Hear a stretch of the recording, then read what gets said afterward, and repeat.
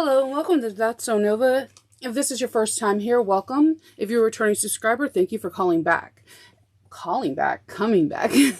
If you can hit that like and subscribe button before we get started, it helps the channel tremendously by hitting that like and or subscribe button. They're both free, but it also helps boost the algorithm so more people can see my videos. I would greatly appreciate that. Today we're making this backpack. This backpack is simply absolutely gorgeous. It has a lot of details. This particular backpack is made with cork and cotton. I did a little bit of extra details on it that are not needed. I'm extra. You know that. This is not your first time here. All right. So there's going to be a magnetic clasp that closes this backpack together. This detail right here. The trim will be there. These buttons, you don't have to. I just wanted to show you how much you can dress it up and have fun. There are two side pockets. There's a handle. You have two straps, of course, for your backpack. You have a zipper pocket in the back. When you open this up, you have a drawstring closure, and you're going to open it. And when you open it, there's going to be a zipper pocket, a zipper slip pocket, and a cargo pocket. So this bag is perfect for anything, going to school, travel, hiking, you name it. It is a perfect backpack to have for this spring and summer. So let's get started. All right. So in the description box, there is a link to this backpack, and you would just need to hit that link and you can upload the pattern. You can sew along with me or watch me before you get your hand started on it. This backpack is called the Iyanu. There is a very charming story about this backpack, and I encourage you and implore you to read it. It ties into the bag a lot and just kind of warms your heart. So we're going to start. You should have prepped all your work. Majority of the paperwork on this pattern is the prep work. Once you get the prep work done, I think you can get everything else done. There are some new techniques that are in this pattern, but that's what I'm here for, to help you walk you through. So let's get started. I'm going to move my rulers out of the way. All right, so step 2, we're going to need panels B2 and B3.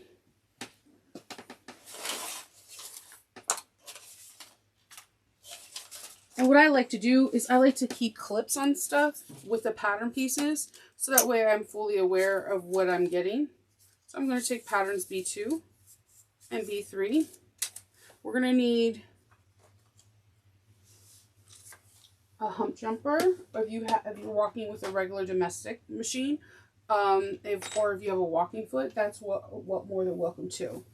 This bag can be made on a domestic or industrial. It just depends on the materials you made. I made a nice kind of floppy one with just cork, and this one I'm going to be using with a very soft vinyl called Mora.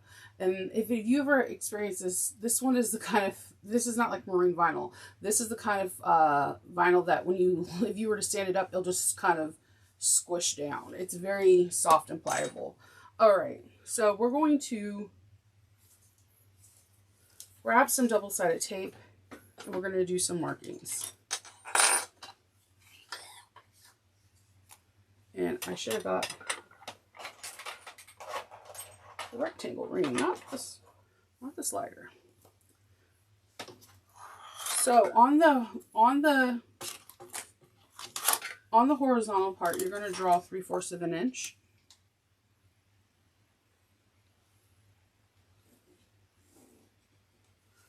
And here we're just going to draw 1 inch down the middle. So on this one, just make sure that you're drawing the line down the middle at the 2-inch side and not the 2-inch plus side, because then it won't fit over your rectangle. And then we're just going to put some double-sided tape.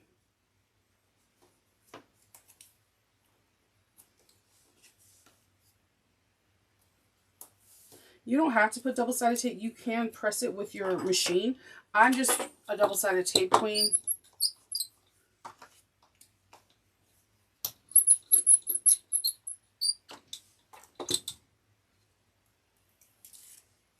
And then you're going to fold. You're going to fold onto that line, like from here to here. So fold it to the line. And then I'm just going to press it. And then I'm going to fold this to the line on both sides and press it. This side could be a little bit more trickier because this is the piece where you have Decaville light on one side, but it's okay. So we're going to, I top stitch this down 1/8 of an inch. You don't have to because it's not going to come apart and it looks really nice. But because I am a top stitching queen, I'm going to just do that real quickly. And that's going to be 1/8 of an inch down on both sides.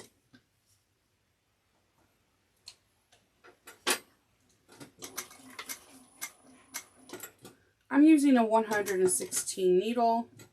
I'm using 70 weight navy thread. I thought I was using 90 weight, but when I went to go check the spool, when I started winding bobbins, nope, it's not. We're gonna slide this in, and you can just baste these two short ends together.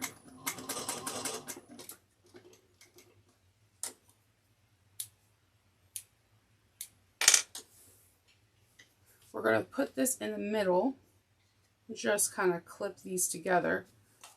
I'm just going to clip this right here, and I'm going to top stitch this. I'm going to back stitch,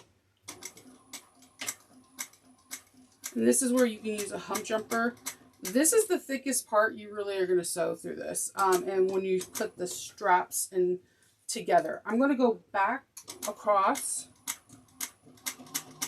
just so I can have a secure stitch, and then I'm going to go across here to baste these two ends together, the two parts of the triangle. All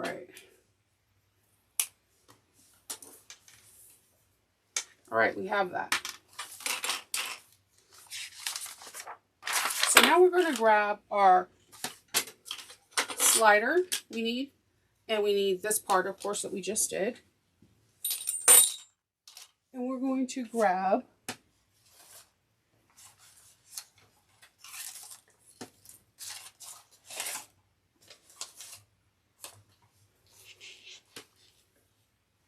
our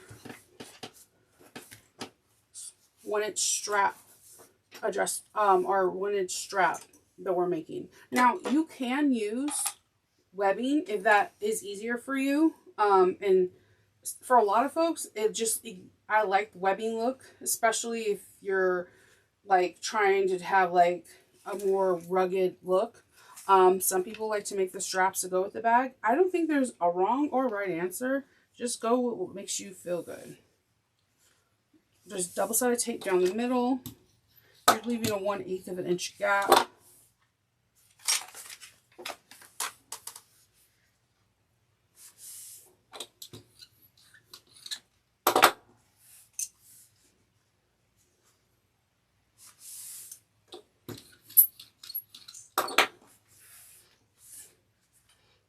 Oh yeah, I'm gonna give you a heads up. Mr. Willie, he squeaks. All of them do.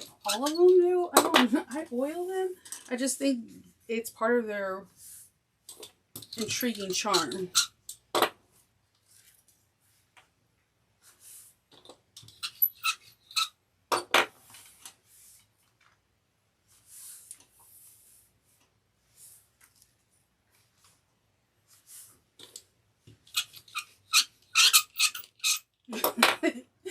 It didn't really want to go ham until I told you guys about it. All right.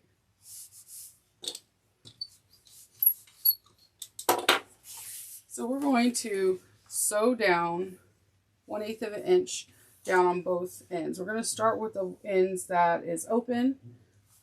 You can clip if you want to make sure everything stays in the same place and doesn't shift. You cannot do whatever your normal is when you put straps or handles.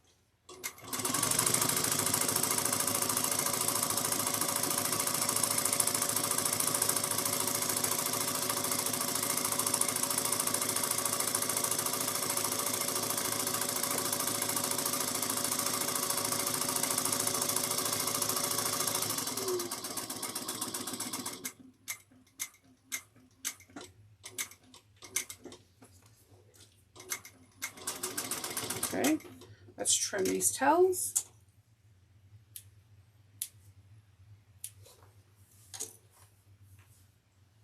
Let's grab this, the connectors you just made, and your swivel hook, and let's go back to the table. All right, so you want your strap to look like this. You want to have the connector is going to be laying on this side. You're going to see that it is fitting like this. So this connector needs to go the opposite way. And the way she connects, the designer connects the straps is like this.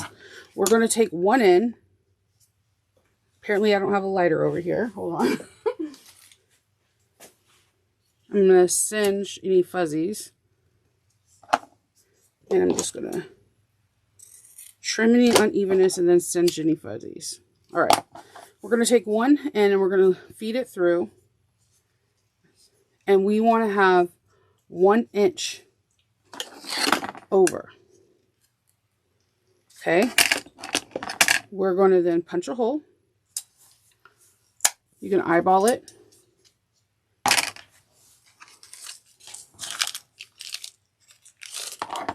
We're going to get a stem and a head. Not 2 heads, Genova, not 2 stems. 1 of each.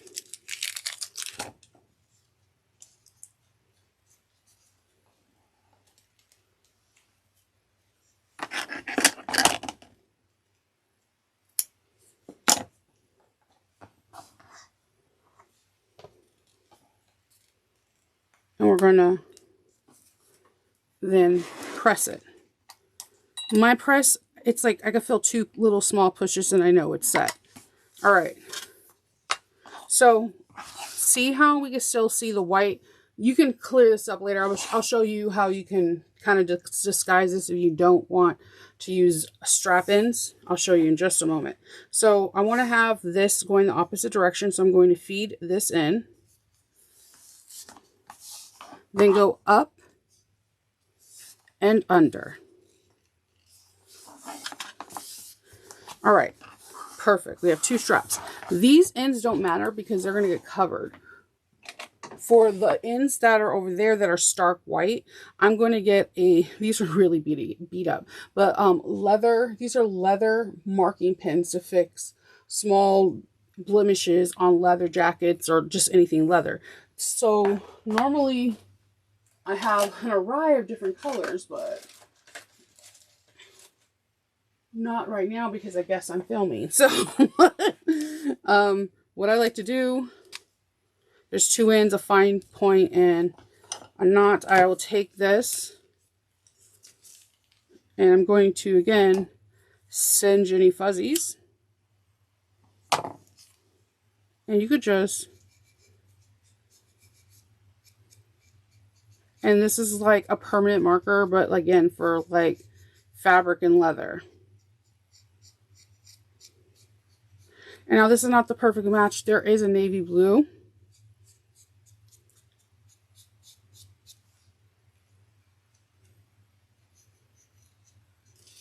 And see how more fuzzies wanted to come out? Just going to singe that. All right. And they dry relatively fast. And it doesn't have to be perfect. It's just trying to get rid of that stark white because let that be the one thing someone notices. All right.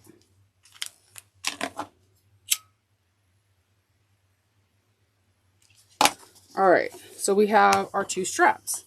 Okay, let's go back over to the table and sew. All right. So we have that. Now we're just going to put this to the side real quick. And we're going to grab up our drawstring. So our drawstring is not that big, but it's a perfect size for, sorry, I was moving a piece of paper. It's the perfect size for for the pattern. It fits absolutely beautifully and couldn't ask for more. So The cutout for the drawstring is not actually on the cut list. It's right behind the cut list. So the cut list is 12 and 13. And on page 14, it says additional cuts. It's the same area where you get the straps. So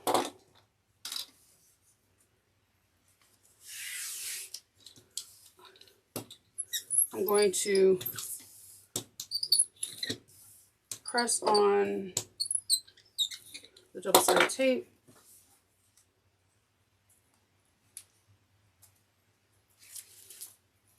And we're going to fold this onto itself, leaving just like a 1/8 of an inch, similar to what we did for the strap.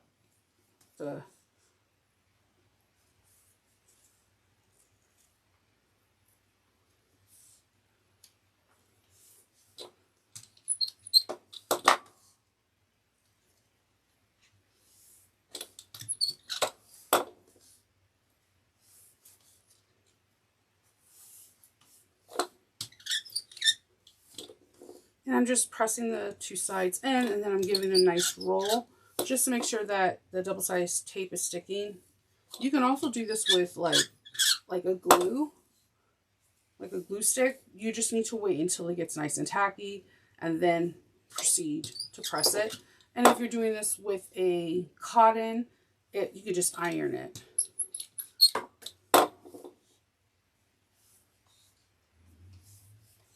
And with like a cotton, and you use like a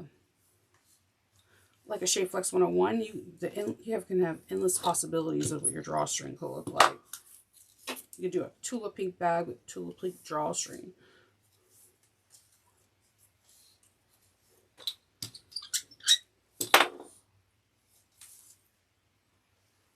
The one time one comes out super wonky, it's like, I'm gonna say,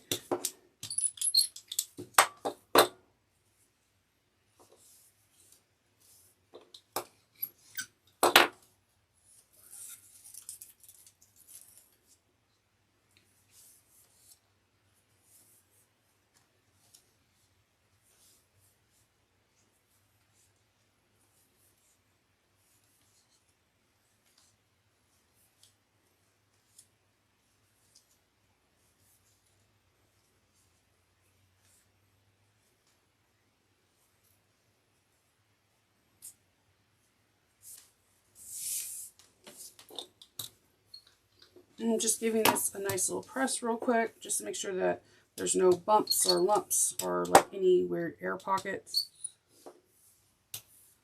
All right, so then from here, we're going to fold this in half, and we're only top stitching on the part that we're folding over.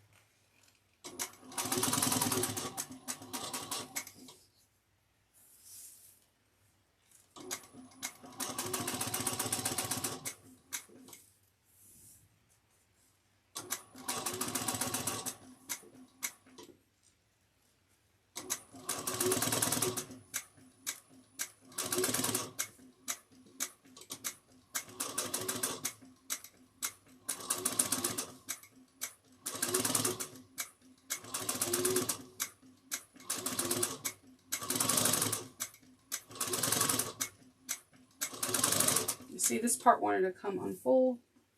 It happens.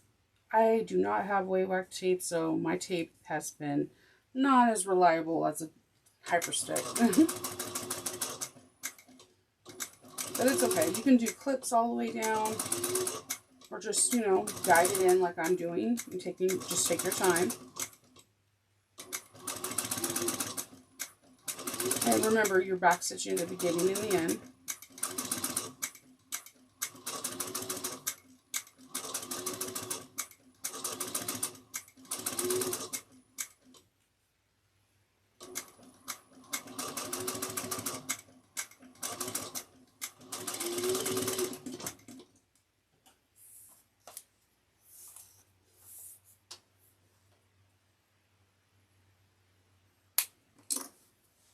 Okay, so we have our nice drawstring.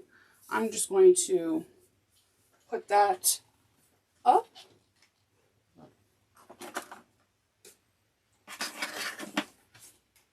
Okay. Then we're going to grab our handle.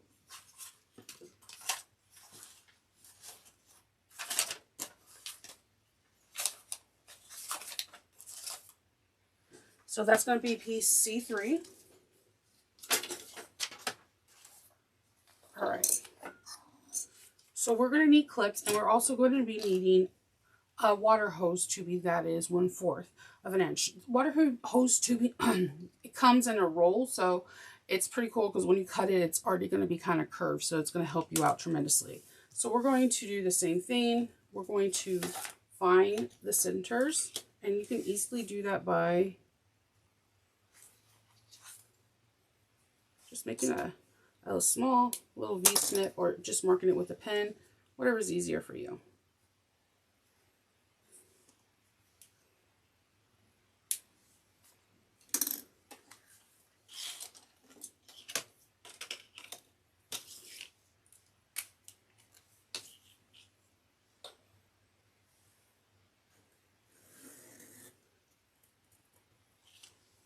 Okay. And then I need to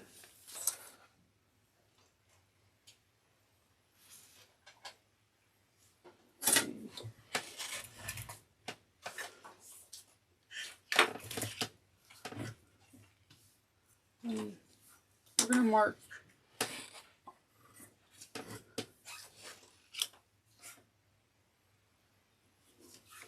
we're going to mark 3/4 of an inch on each side. I'm just going to use a chalk pencil because it's they come off way easier.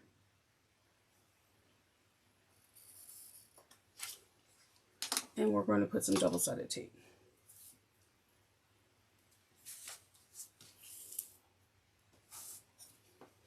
Okay, and just to make sure that your tubing is about the right size, I'm going to see that, and it does fit right about there, because it can't be the same exact size, because when you go to sew it, you might sew over it, break a needle, all that stuff.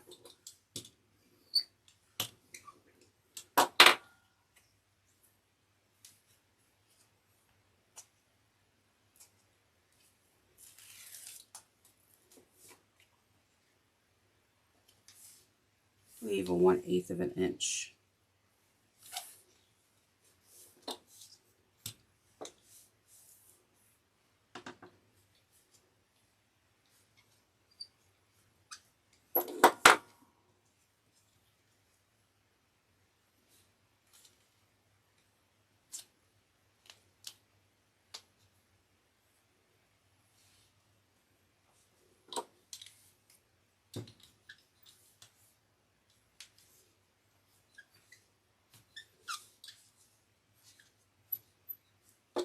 Okay, so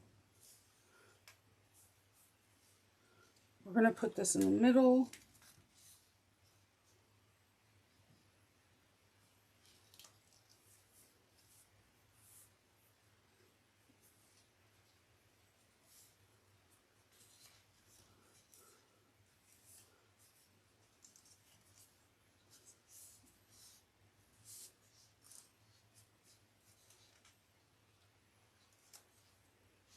So I'm putting, you can make it, just make sure it does not go past that 3/4 of an inch.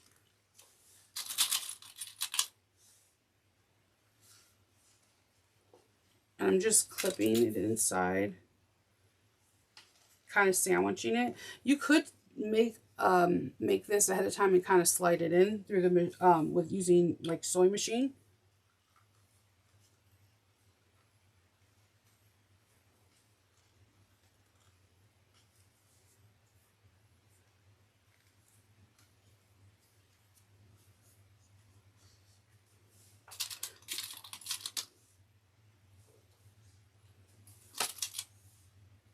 All right, so we're going to go down one side. We're going to do 1/8 of an inch all the way across and then go up. So we're going to back stitch.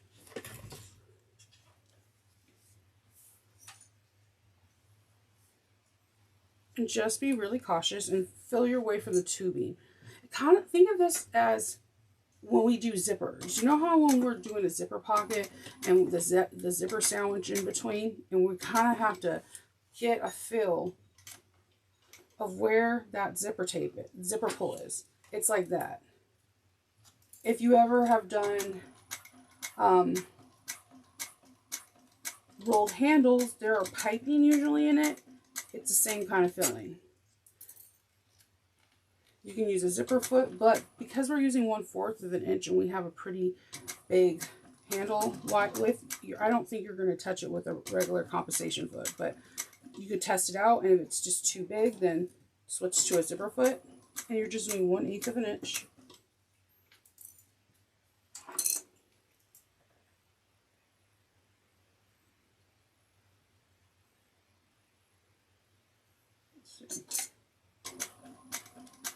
A stiletto might be able to help you out because you can hold down the tubing while your stiletto is pressing what's about to go fed underneath your feed dogs.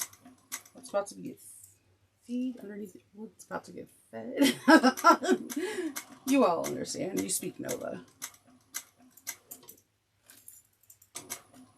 I'm going to go all the way across, and then we're going to go up.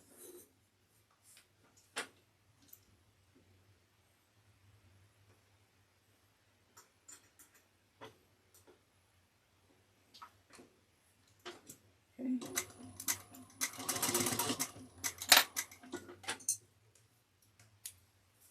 And see, like we have this nice,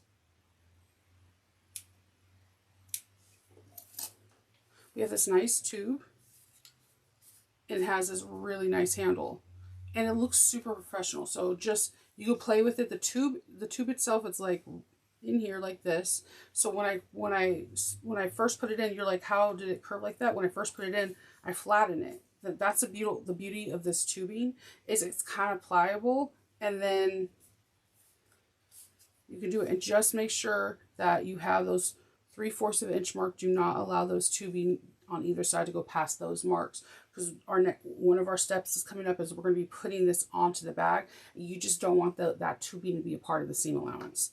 So we have that. Just set that aside for now. Then we're going to get to the snap holder.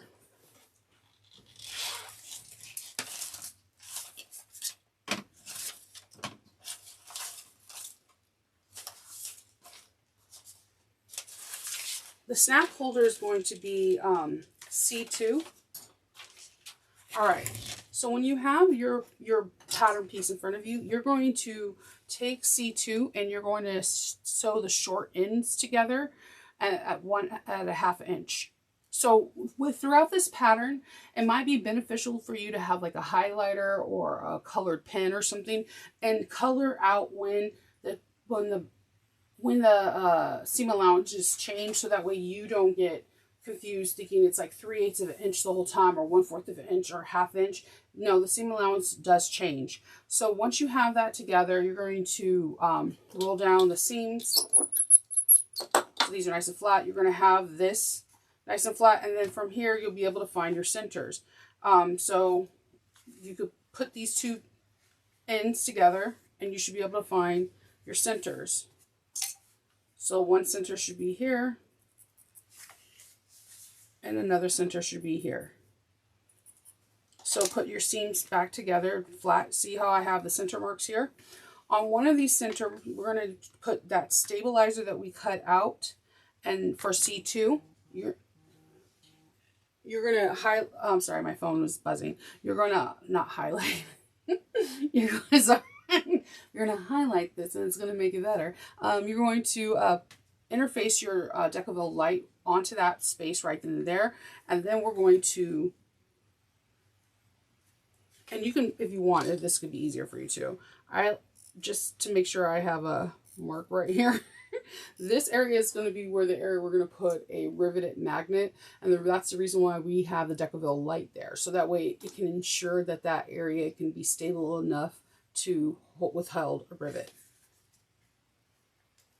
So I'm going to take this and I'm going to start pressing the double-sided tape in on itself.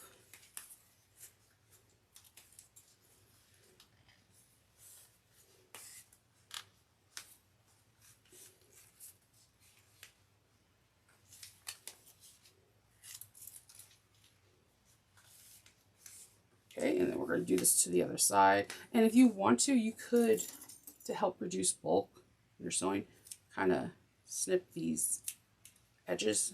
It helps reduce, you know, bulk.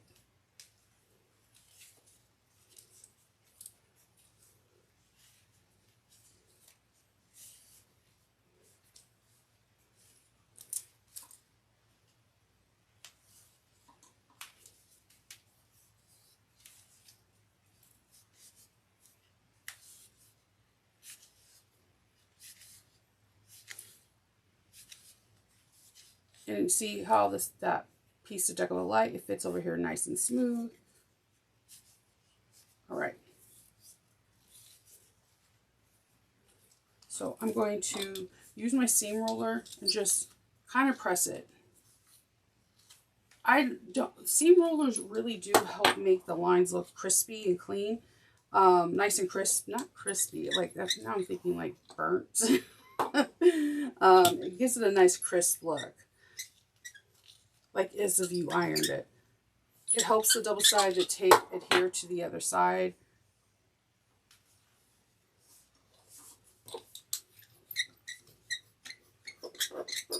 All right, so with this part in the middle, we're going to do the sides.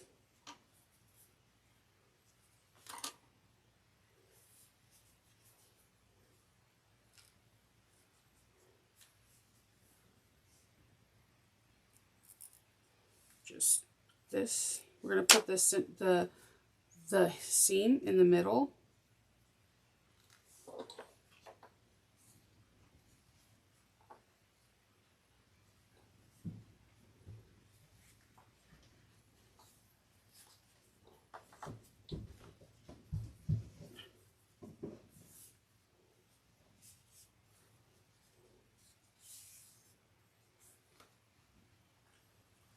Okay.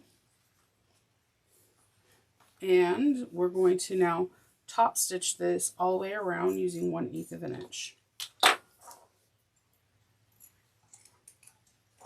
You could put some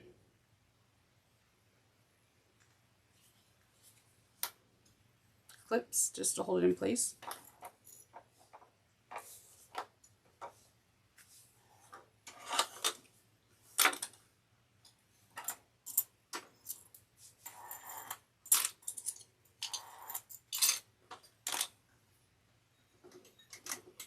And this is a good place if you want to do contrast stitching with different threads, or just pop out another feature of your bag with another thread.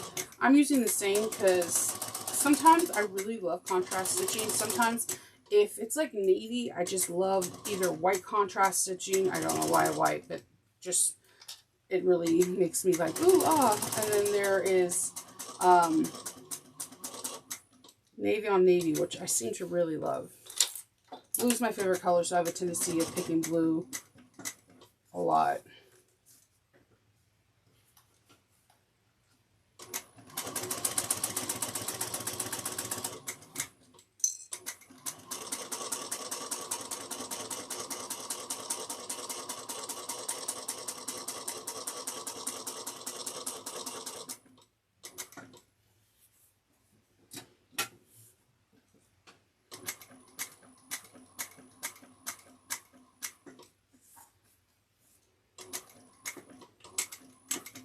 Okay, we're just going to put this on the side now. We're not going to really need this until towards the end of when we're doing the completion of the bag. All right, so now we're going to get our strap anchor. Our strap anchor is going to be pattern piece B4. We're going to, again, if you have a a woven one, you can definitely, or canvas, you can definitely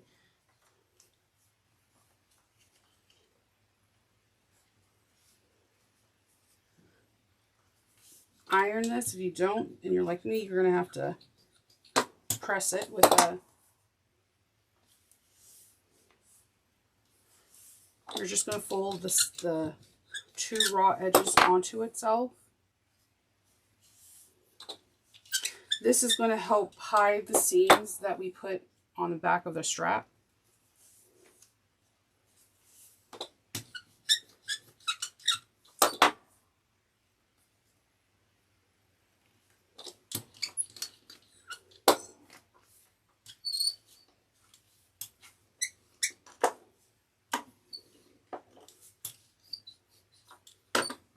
Okay, and if you want to, you can put the pattern piece back on here so that you don't forget where it is.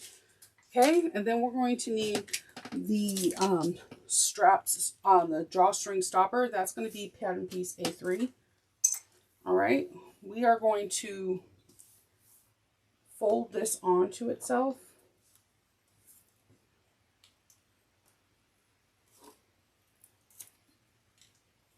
We're going to be leaving a small gap, of course.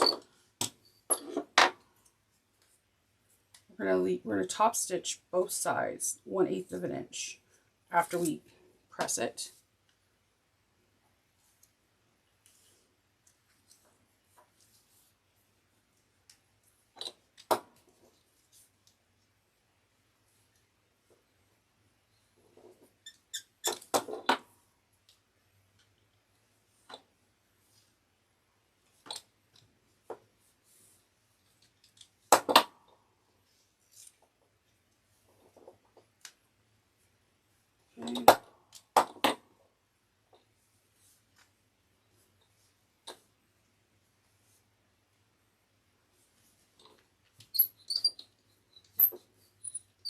Okay, 1/8 of an inch down each side.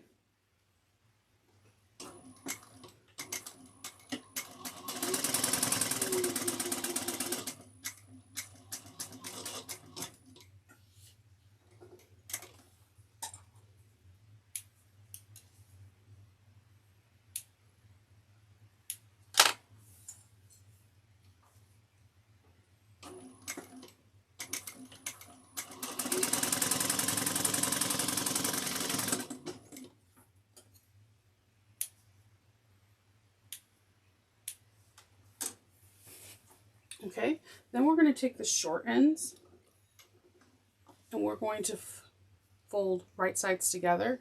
We're going to sew these two pieces down at 3/8 of an inch. Make sure you back stitch well at the beginning and the end.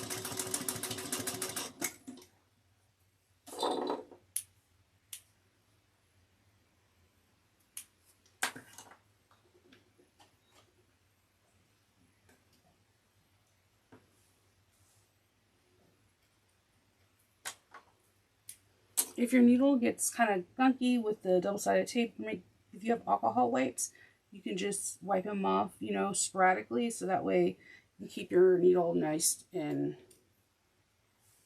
clean and less sticky.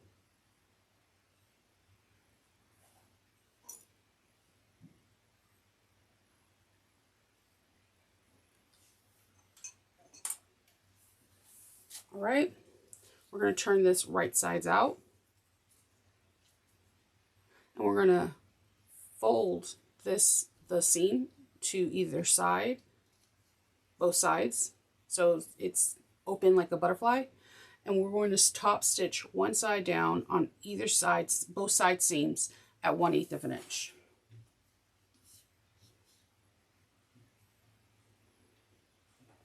Back stitch really well.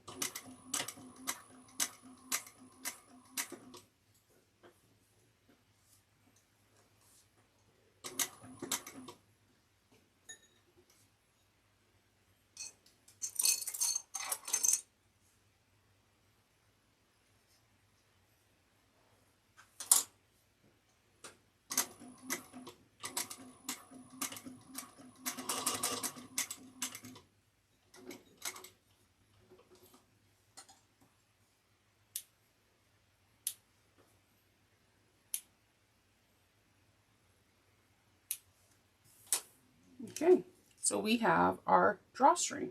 And again, we're going to be using this towards the end. So you can go ahead and put that away for now. All right, so the next piece we're going to grab is we're going to need the flap.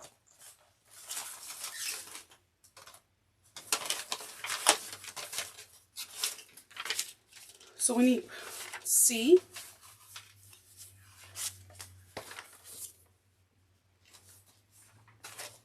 And we need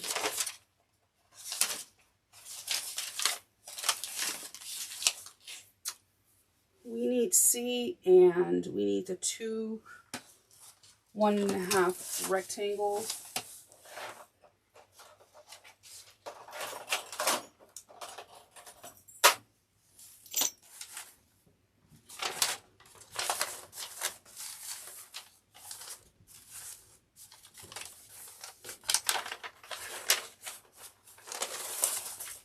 Okay, and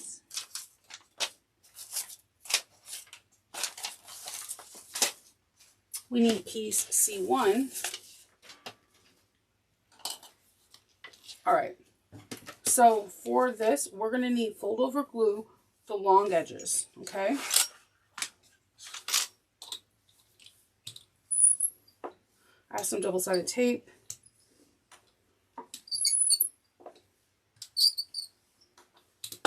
I'm going to mark my center.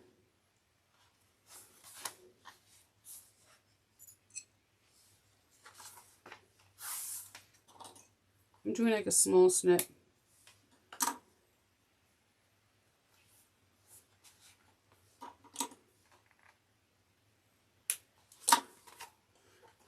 For me, I'm a person that I always have a tendency of like kind of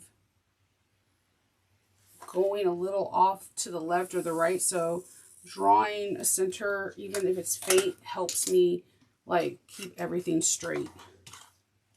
All right, we're going to draw a line 2.5 inches from the bottom curve.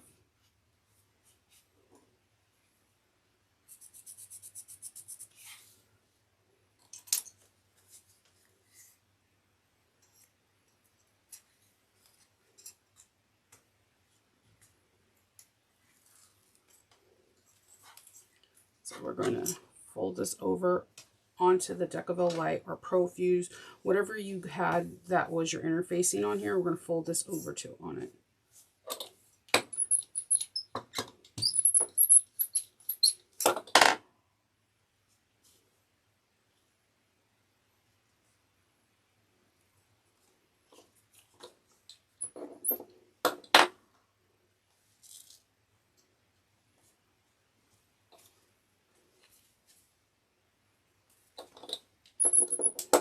Okay, we're going to do the same thing on this side.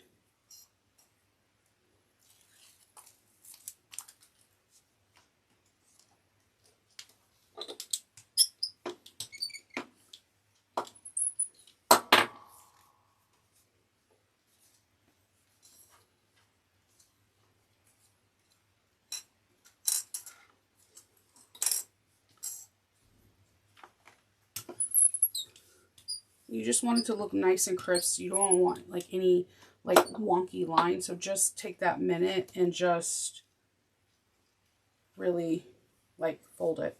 Then we're going to grab our 2 rectangle rings and we're going to take them, feed them through, and we're going to fold them over that 2.5 inch line that we drew. So here's the line. We're going to be sandwiching that in between like that. We're going to grab some double-sided tape real quick.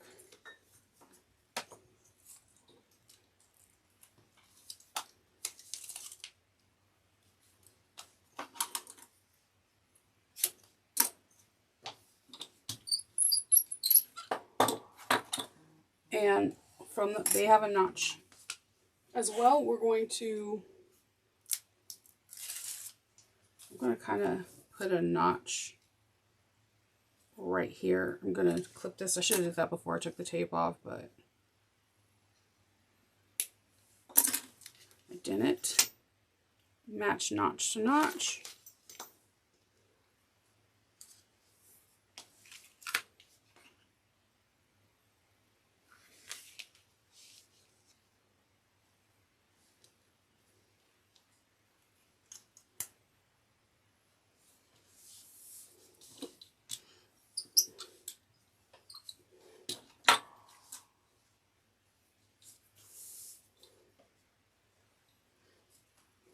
Okay, and we're going to get as close as possible to the rings without touching them. So I am going to draw a mark away from the rings, so that way I don't have to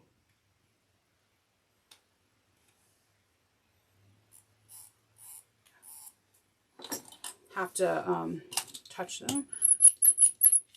I'm just going to give this some final press, and then I'm going to top stitch.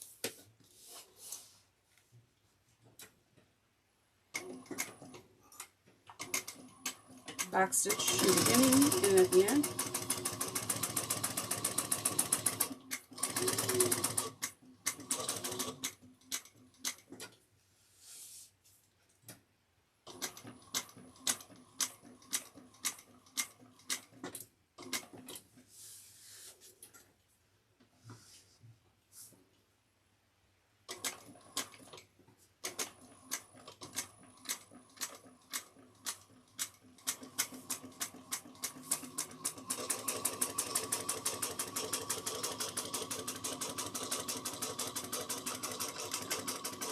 This area would be a really, really beautiful place if you had like accent ribbon or buttons or anything that you would like to show off, like your flare or whatever. This will be a really beautiful feature to do it at.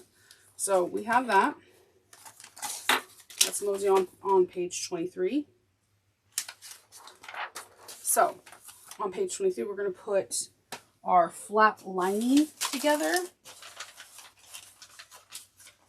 And I'm doing something a little bit different. Okay, so you know, this is pattern piece C, and then the interfacing is for Decoville Light for pattern piece stabilizer C. Because I'm using vinyl, sometimes vinyl could be very stiff to turn, and it can wrinkle the Decoville Light. Instead, I got a piece of craft text, and I'm going to insert it in after I birth the flap. That's not in the pattern. It's just something that I do because sometimes, you know, sometimes your hands can hurt. You can have dexterity issues. You can have carpal tunnel. You know, there could be a numerous of things that the reason why you want to do what you want to do. You just don't want to deal with the struggle. So do whatever you can do to make your life easier is what I generally just tell people. All right, so we're going to sew this together 3/8 of an inch all the way around. And with this, I have waterproof canvas, not water resistant, waterproof. So I'm messing with like a thicker, heavier weight faux leather. And then I have that center divider, that center standout piece in this. So there's a couple things if you're like, hey, I already put the Decoville Light on, what can I do to make it easier? If you have a press, you can set this in your press for like a couple seconds, like 2-3 seconds, and it'll be warm and pliable. So you can flip it and then press it down and make sure there's no wrinkles. I'm going to just flip these rectangles out of the way. You can set them up so that way you can hit it with the iron. Just make sure you don't put any direct heat onto the vinyl that can melt it, but it can make it more pliable. Just hitting it with some steam too.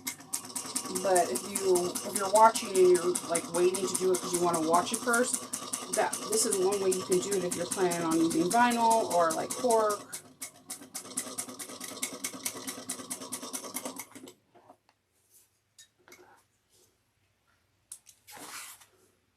All right, so there's a lot of curves in this, and when there is curves, this is where I do pinking shears because I want these curves to poke out.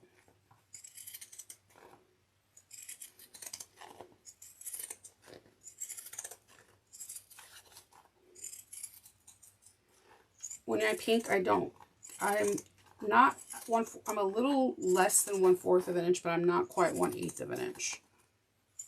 So what, 3/16?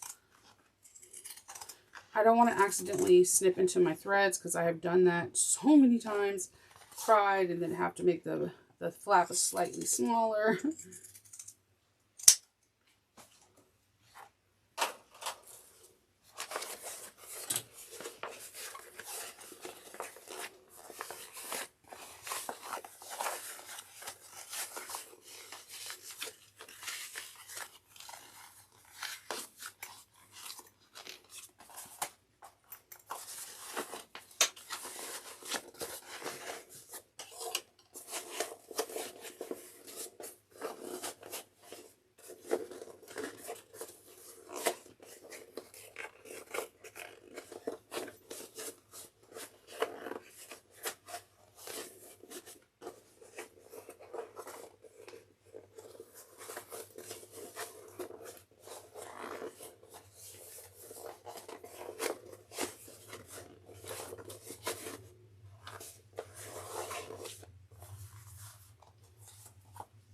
Okay, I'm going to get a boning tool, and I'm just going to go around the curves to make sure that they are nice and poked out. And I feel like sometimes by doing this, you're also kind of like weirdly pressing this, and see how that came out lovely. Now I could take this, kind of roll it in here, because this part's way narrower than the bottom. And it fits in there absolutely beautiful. And we're going to top stitch this 1/8 of an inch all the way around.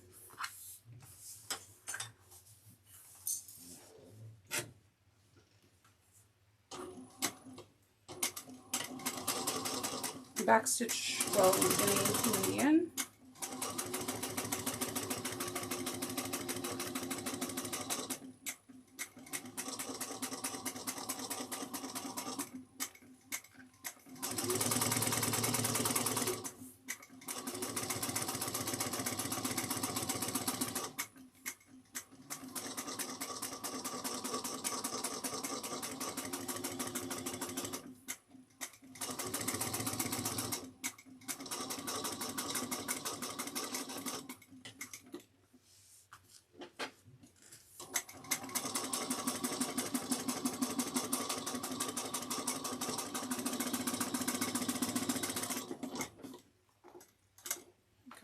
We did it. It looks good.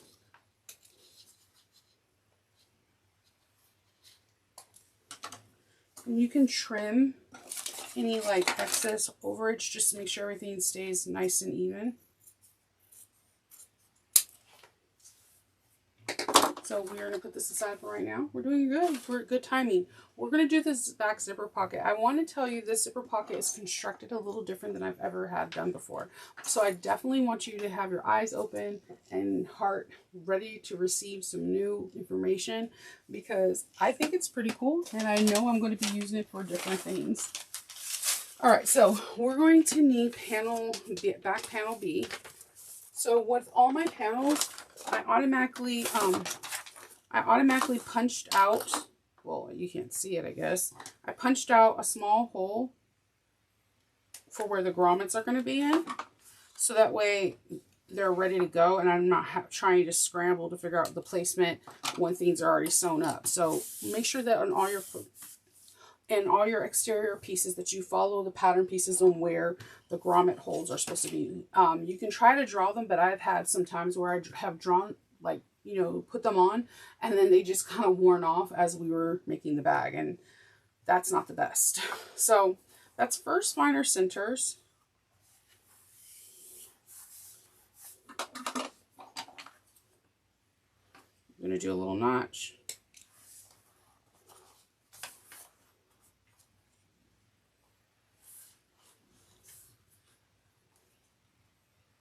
And a little notch. So I'm going to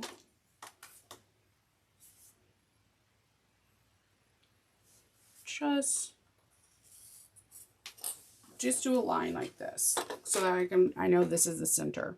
We're going to go down 2 7/8 of an inch from the top to where our zipper panel is going to be. So from my center, because I matched up the center to center, I know this line's perfect. I can go and look from 2 7/8 of an inch. And I can just draw kind of a T. So this, I know where my guiding line is for my zipper pocket.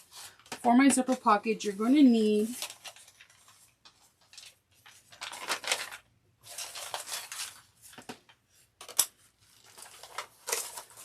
pattern piece,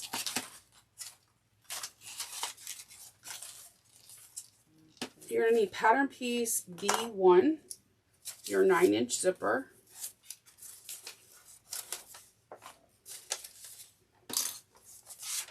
and a zipper pull.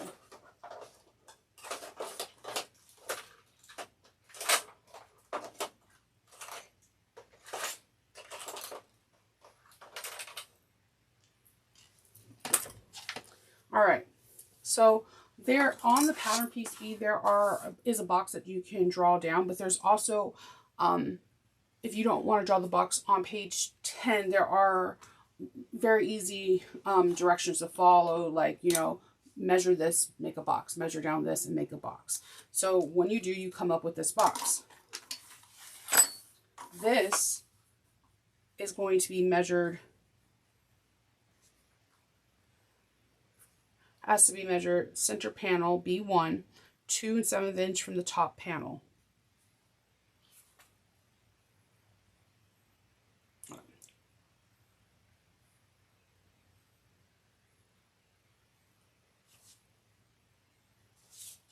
So we're going to measure this 2 7/8 of an inch from the top of the, and that's that line that we drew. All right, and we want it to, basically it's going to fit, if you look at this, like the raw edges on the bottom are going to fit the raw edges. And then because this is the center, this is going to be good. Now, if you're a person that's like, Shinova, I cannot bring this to my machine, so can you help a girl out? There's a couple things you can do. If you have sew tights, they're like magnets. I was trying to pull one out, but I couldn't get it. They're magnets. You can place them on the bottom and on the top, and your bag won't shift. If you're doing cotton, you can do a pen. If you're doing water-resistant canvas, you can do pens. If you're doing vinyl, I still say do a pen, because this area is going to be cut out, so it doesn't matter if you pierce it or not. But that's, you know, that can be controversial. You also go with double-sided tape, but my issue is that when you go to cut this, you're cutting into double-sided tape, and it just gets a little bit messy. So my suggestion, and also, hold on.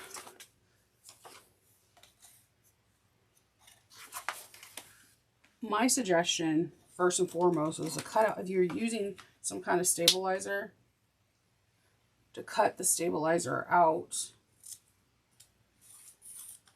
Ooh, this is not like that.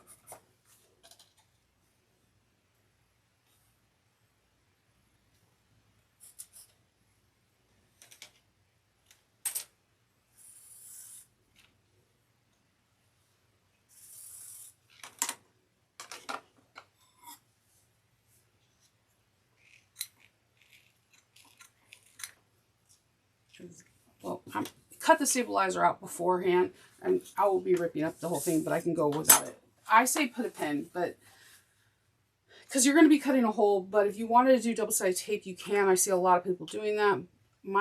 The issue is that you're going to be cutting your scissors through double-sided tape versus sticking a couple pins in it, because you're going to be cutting a hole through this anyway, so it doesn't matter. So, just my thought on that. Or you can clip the bottom or put clips on the side, your choice. So we're going to go bring this in. I like to do a tighter like stitch on this, because it is a smaller box. So if you're on a regular domestic, I would do a 2.5 to a 3. If you're doing cotton or just water resistant canvas, like a 3 or 3.5 if you're doing vinyl. If you're on an industrial, I would say a 4. I know it's weird to say that. A 4 on an industrial. That's actually like my favorite stitch on an industrial machine.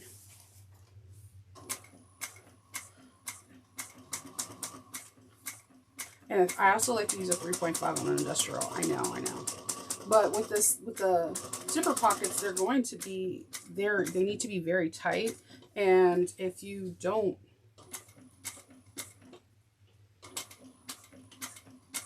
sew them right, then you can see all the puckers.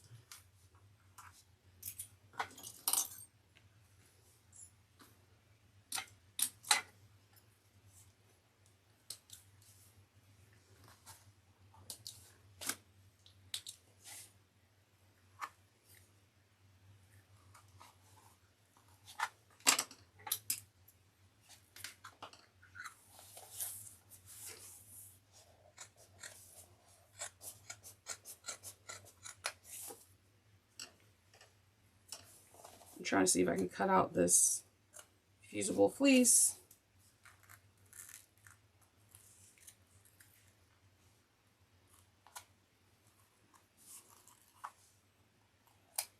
And I don't think I'm going to be able to. That's actually stuck in there pretty good. I'm not mad at it, but... Alright, so we're going to cut into our zipper pocket. I've actually never seen a pocket installed the way this designer has it. It's pretty cool, though. So we're going to cut all the way, and you can draw, like, we're cutting in the middle, like the 3/8 of an inch middle part, and then we're going to do the nice V cuts, nice and sharp. You can draw this out. She actually recommends drawing it out on page 10. All right. So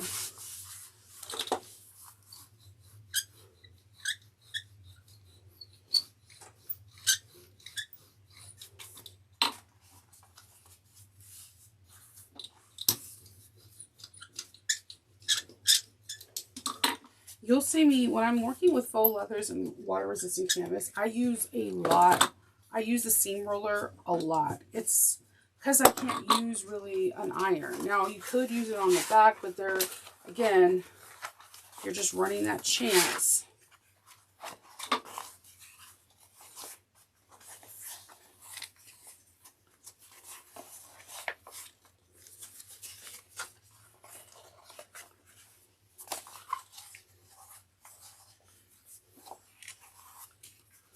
All right, so I'm going to press this. You can always hit it with iron from this side.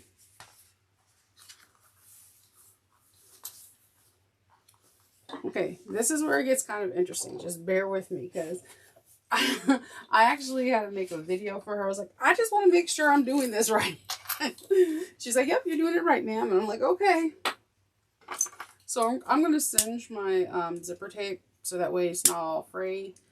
Then I'm going to grab 1/8 of an inch zipper double-sided tape.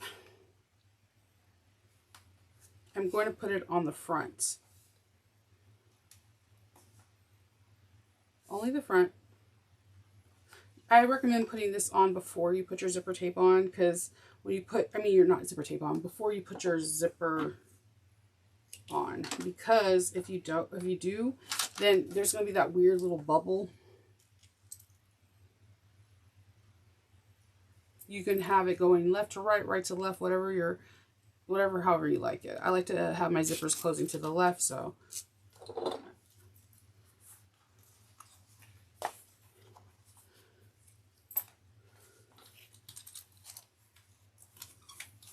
just gonna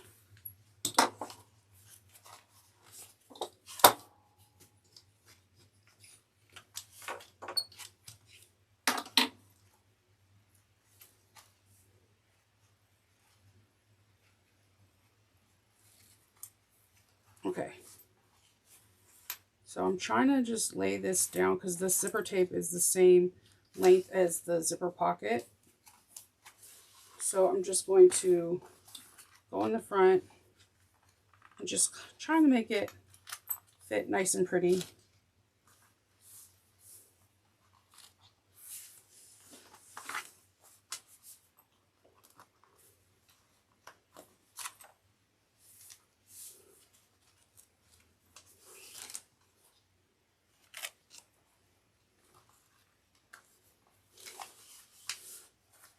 Okay. You're like, okay, so normally when we have a pocket like this, you think we just sew around all the way around and then put this up here. No, no, no. So we're going to take this and we're going to fold this over the zipper. Okay, so the bottom of the zipper tape, we're going to fold this over.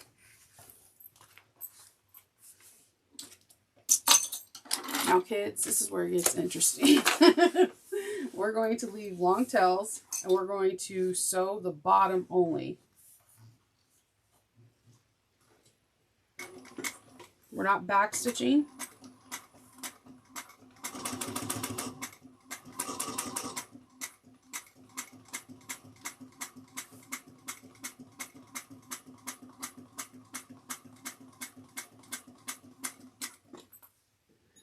Leave long tails. We're going to go to the back of this. We're going to pull up our bobbin thread to get our top thread, and we're going to knot it off.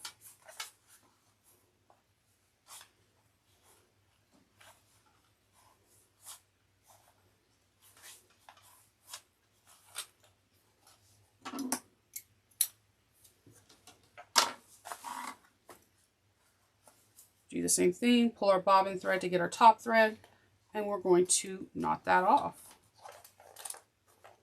I do like 3 to 4 knots. Sometimes I'll like be in a daydream and I'll just keep doing knots over and over again. I'm like, whoa, whoa, whoa, what was I dreaming over? So we're going to take this and we're going to press this. Oh, no raw zipper tape. Ain't that a cool little trick? We're going to now bring this up to the zipper tape here. Flip it. Now when it's on it again, just make sure it's touching the zipper tape. And you can, if you want, you can make sure that it's touching the zipper tape and just clip it on the sides if you want.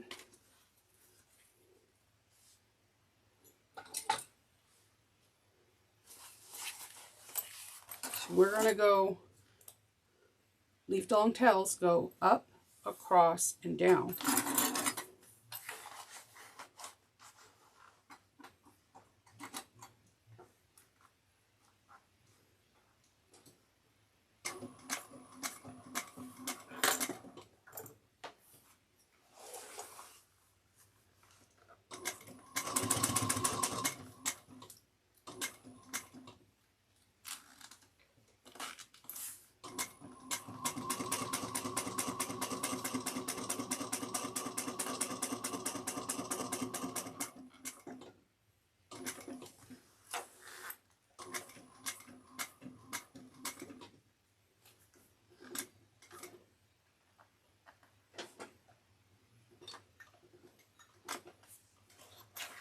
Long tails. We're going to pull up the bobbin.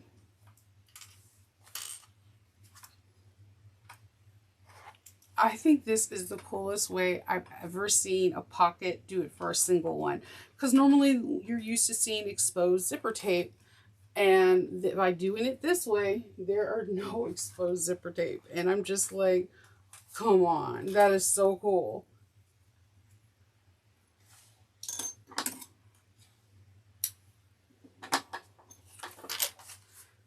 So we're going to be doing this. You need to repeat this again, this stuff again, to the interior. There's one pocket like this in the interior. So that's why I think it's really important to read this pattern, because there's some things that you do on the exterior that you do for the interior, and you can get it done in one fell swoop. So we're going to close off the pocket.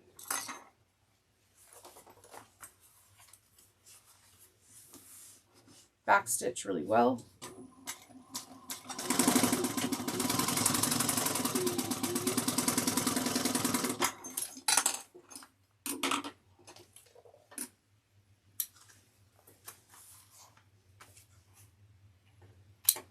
Trim those threads.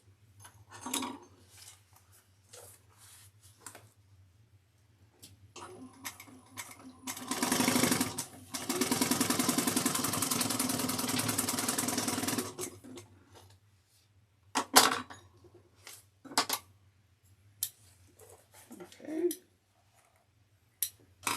And let me open this up so you see. There are no raw zipper tape edges on the bottom and none on the top. Isn't that the coolest little trick? I've never seen anybody do zipper pockets like that. And I was like, wait, ma'am, I need to know if I'm doing the right thing. She's like, nope, you're doing it. So we're going to measure, we're going to do some measuring to where we're going to put our flap and the whole 9 yards. So we're going to redo the center mark because, you know, look at how the chalk already disappeared. I don't like to do, you could definitely do a silver pen. Just make sure you have like either a silver pen eraser or, you know, a wet rag or something that can you wipe off. Because the longer the silver pen is on your material, the more it soaks into the pores and it can stain. All right, so chalk for the silk, that part, and we're going to measure 2 3/8 of an inch down. So I'm going to do it here. I'm just putting, then I'm going to connect the lines.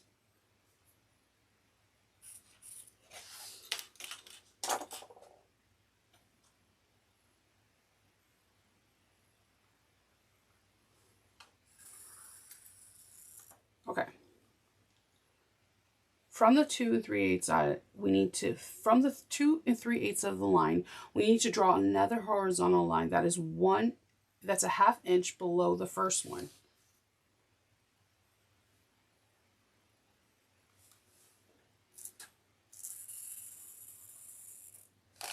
Okay. Then we need to draw, then from the first, we need to match a vertical. Okay, so sorry. From the first horizontal line, we need to center the flap on the vertical line and base 1/4 of an inch for the flap. So what we're going to do is we're going to start collecting all the pieces that we finish. We're going to have our flap,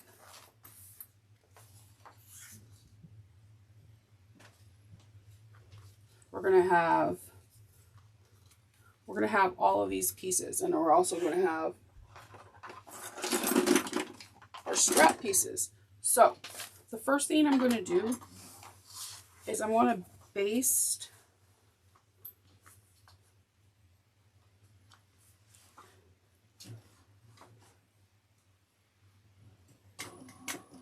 the flap, because the flap needs to be nice and centered.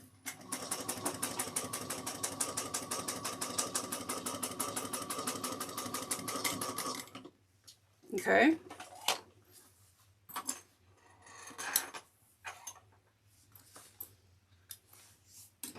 All right. Then I'm going to get our handle, and I'm going to put this right next to this accent piece, and I'm going to base that on.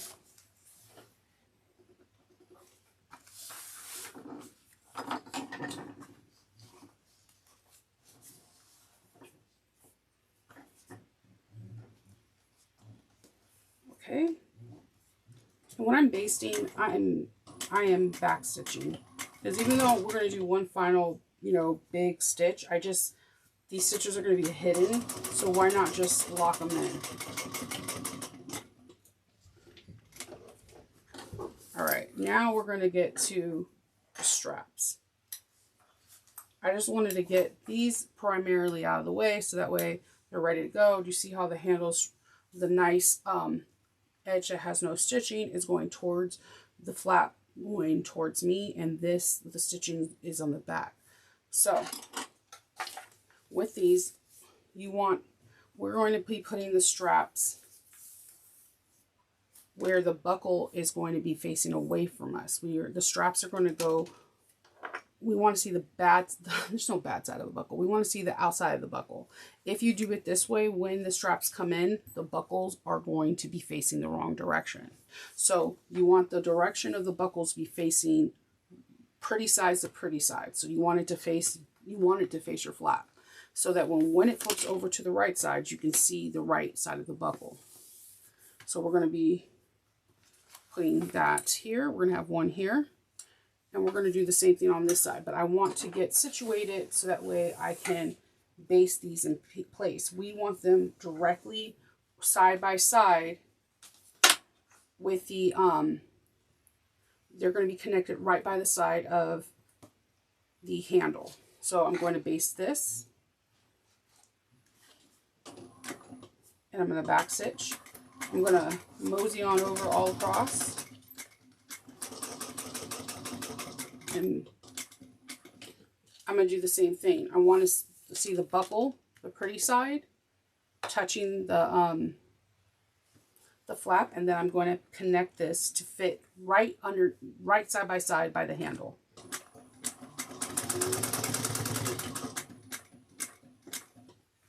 Okay, and then I'm going to sew this down using 1/4 of an inch seam allowance. And I'm just going to back stitch over the handles and the flap. I mean, and the strap, just to give it that extra oomph.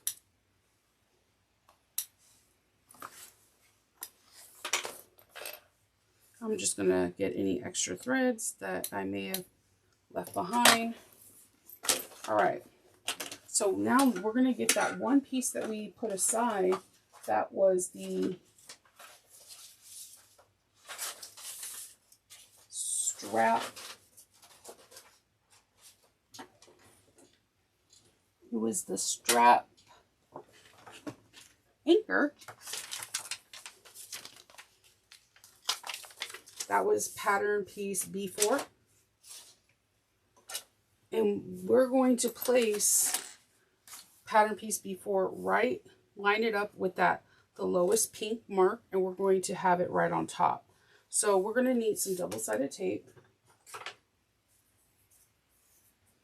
We're going to just lay it in the middle. This area you might need a hump jumper or a walking foot if you have a domestic, because you're going over various thickness. Think about the straps are 4 inches, four layers of fabric. Same with the handles. This is 4 layers for the accent, but the flap is 2. So like you're going through different amount of layers, and it can mess up, you know, make you have like a skip stitch or a longer stitch than normal. So I'm lining it up with that pink line that we at the lowest point.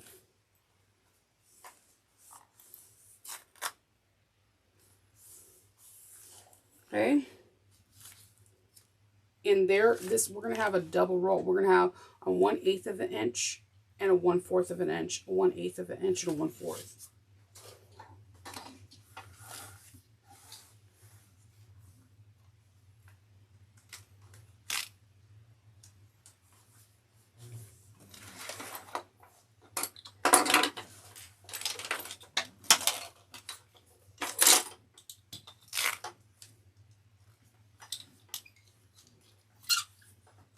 Okay.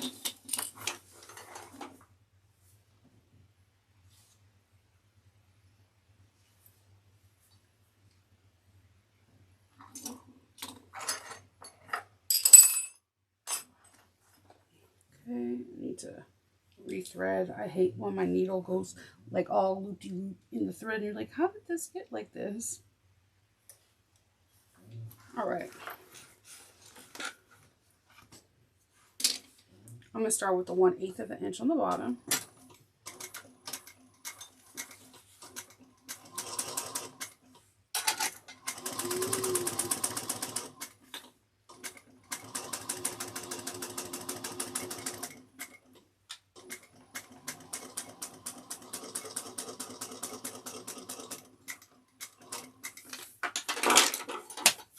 Just make sure your straps don't get connected on something, because they can like pull in a different direction, and then you're like trying to figure out why is your materials or why is everything going wonky.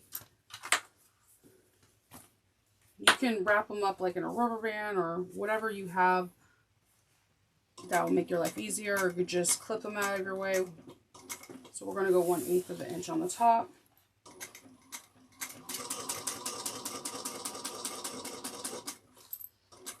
Take your time, make sure you breathe.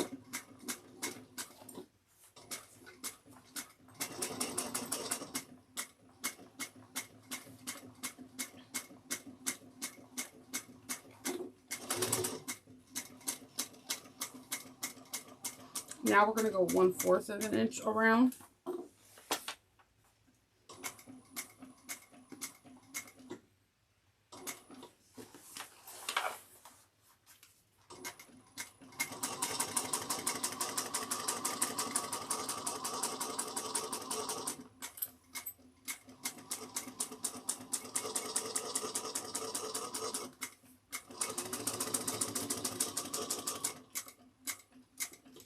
If you're making these for like a gift or someone, like let's say they have a troop or something, you could put like the troop number or like a football team or cheer team, like, you know, go Ravens or whatever.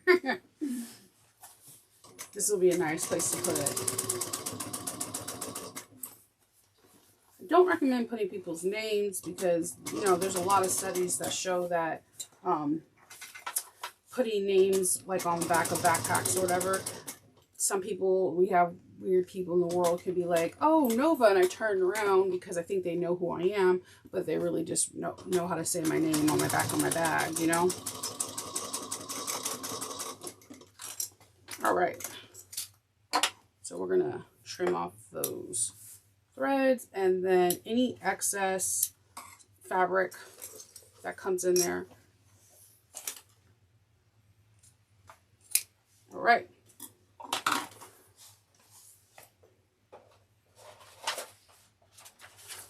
So what we're going to do next is we're going to put the placements of our bottom zipper.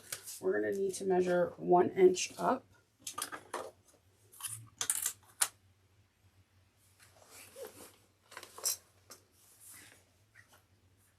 There's my pink chalk pencil, would be nice.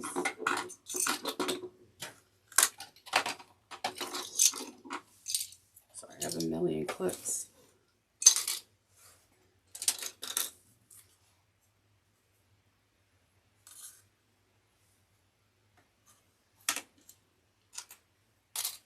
All right, so we're going to bring our handles down,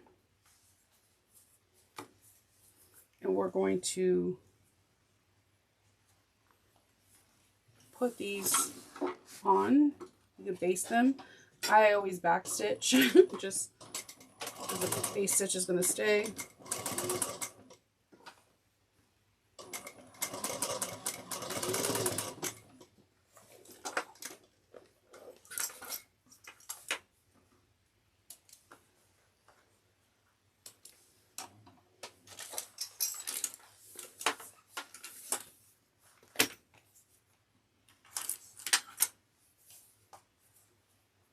And you just want to make sure everything is like sitting pretty, the buckle's nice, everything flows, nothing's twisted.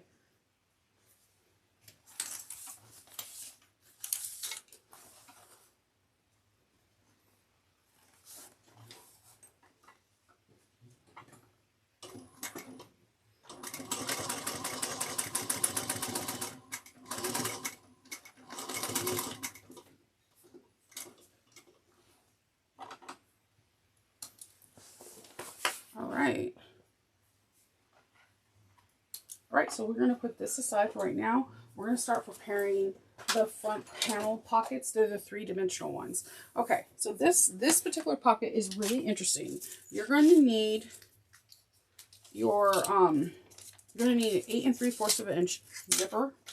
You're going to need 2 of your you're going to need 2 of A1 and 2 of your A2 pieces. Okay, this part at first, really, I didn't know how to like come to do this. So what I did is that I took the pattern piece, and the way this sits on the bag, the hump, the larger hump, goes towards the back of the bag. So if this is the front of my print, I want you to have both pieces in front of you. So you're going to have one hump that's going to the right and one hump that is going to the left. Okay. So the way we're going to do this first is we're going to take our zipper tape and we're going to measure 1/4 of an inch.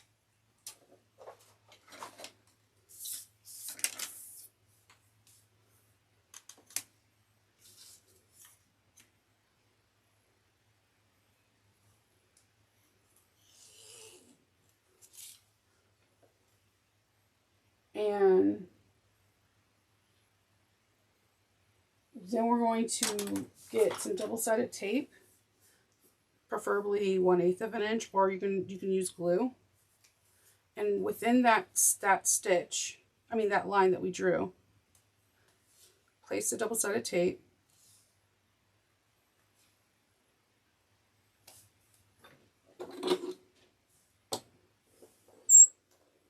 And really get that in here. I also thought when I first initially made the bag, gluing it and ironing it made the biggest difference. So within that 1/4 that we drew, we're going to press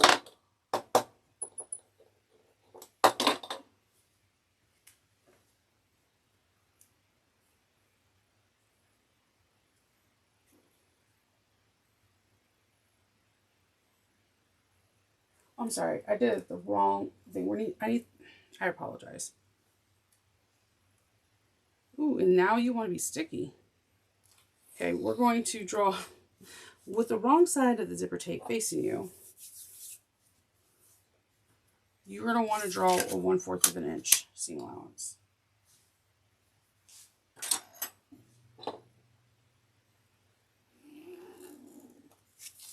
Then we're going to grab our 1/8 of an inch tape.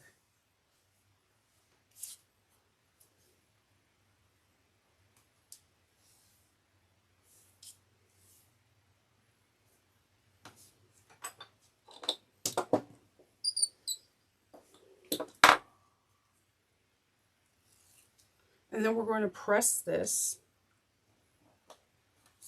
onto itself.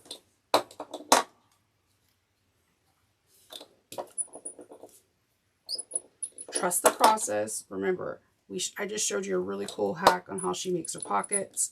This is actually quite interesting.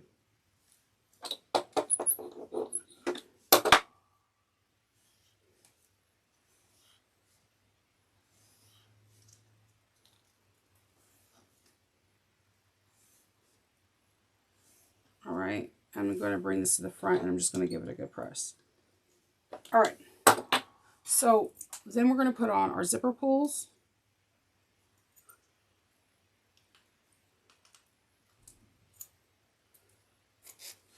You're going to want to get your other zipper pull and have it face the other direction. So you're going to have one zipper pull that is pulling to the left and another zipper pull that's pulling to the right. Okay. So with this being said, you need to have this is important. Look at the pattern piece. On the top of, there's the hump, then there's the middle top.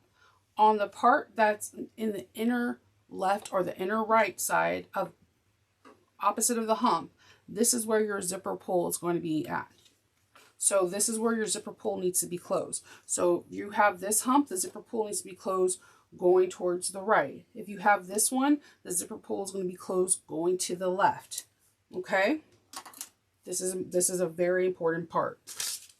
So we're going to be doing right now the one that's going to be closing towards the left. Okay? So as you can see, the zipper is going towards the left. We're going to take this and we're going to sandwich this in together.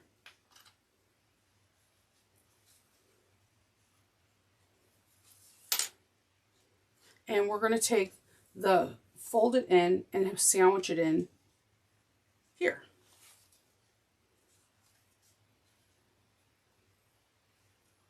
We're going to sew this together.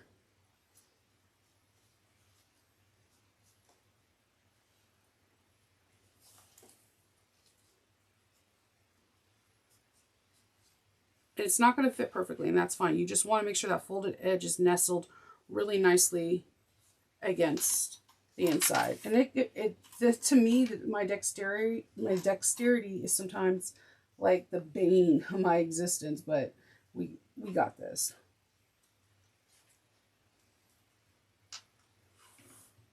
One-fourth of an inch.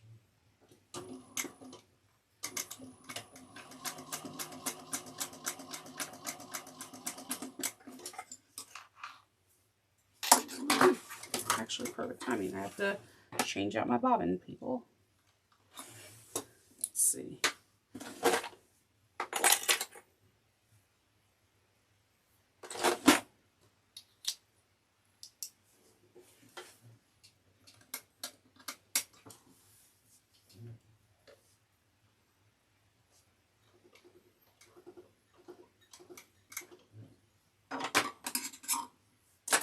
right, so let me top stitch this again.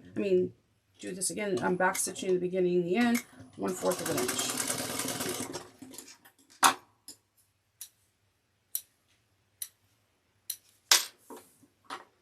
Okay, we're going to bring this over here and we're going to sandwich this one over too.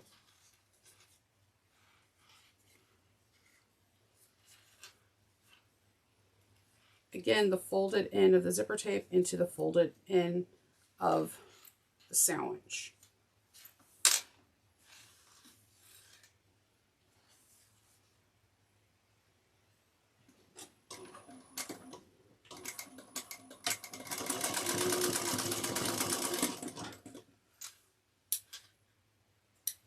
Okay, we're going to turn this right sides out. And we're going to baste this to the same width as the zipper tape. So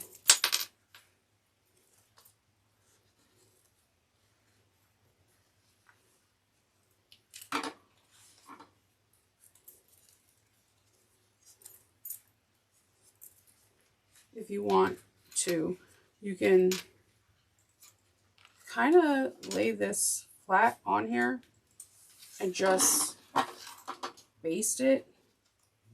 Just make sure you don't get your zipper tape caught in there.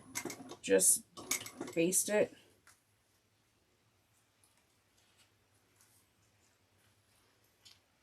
I promise you, I missed my way-whack tape. This tape is not sticking either.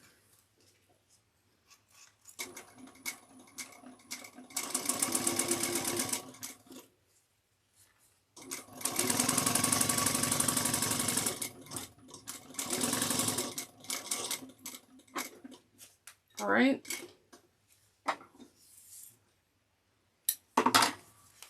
And then we're just going to trim it to where you base, not.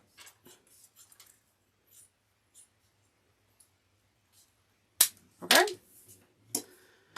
And now we're going to start finding our centers. So you put the two sides together. That could have been cleaner. And then I'm going to find my center mark here, center mark here.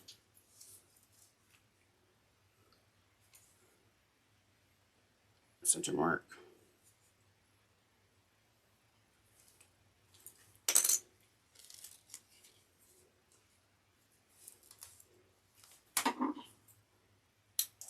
And then I'm going to do the same thing for the inside.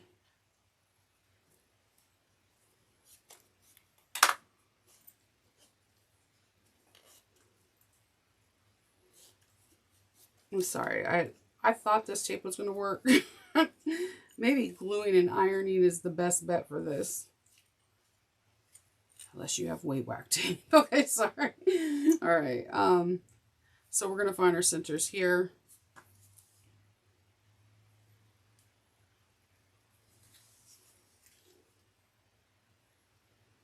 All right. And you should have marked your centers from your pattern piece already. So again, the zipper is going to close on this. We want the raw edges, not the folded edges, to be on the inside of this. So we want the zipper to close here. So we're going to put the first mark in the middle, the top part here. And we're going to grab some clips.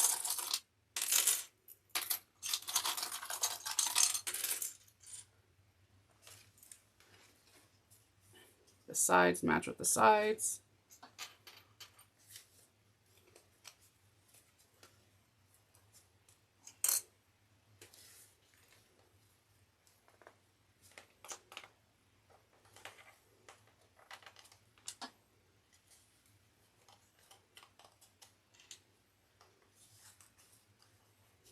And just flip away.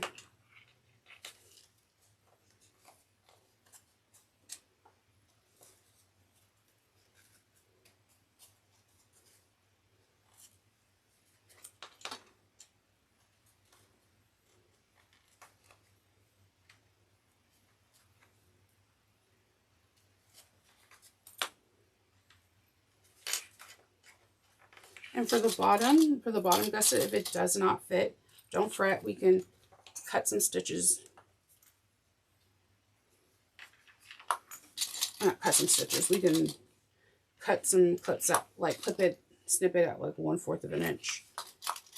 Sometimes it's all depends on your material. If you have stretchy material, then it can work. Or if you're using cotton or you're using vinyl, you can, that's heavier. Like I said, I'm using a Mora vinyl and it's like super soft. All right, so we're going to baste this all together at 1/8 of an inch.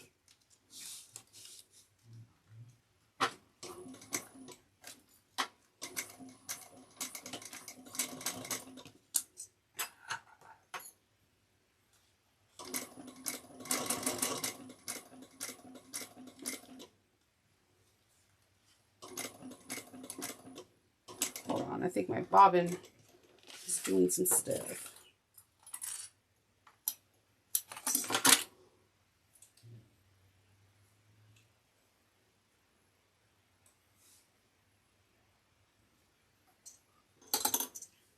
Maybe it was my tension. Let's see.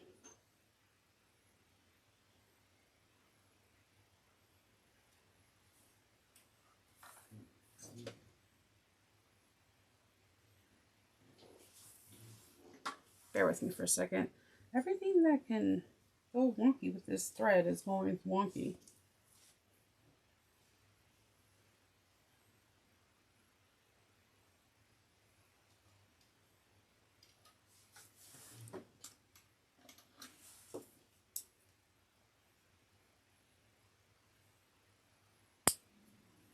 Okay.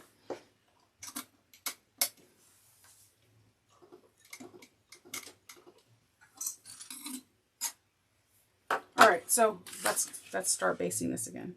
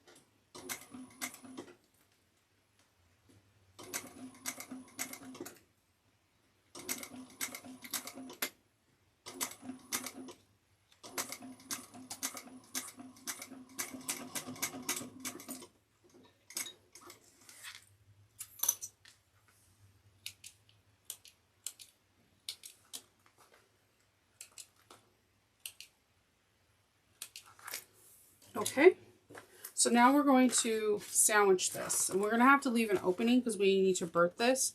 So we're going to mark the top, the side, and we're going to have to be really careful because we have that zipper pull. And you want your zipper tape to lay flat. So just really pay attention around the zipper tape because sometimes it wants to like buckle in on itself, and then you'll get where you sew over it weirdly, and then you have to unstitch it and unbirth it, unstitch it, and all that great stuff, and nobody wants to do that.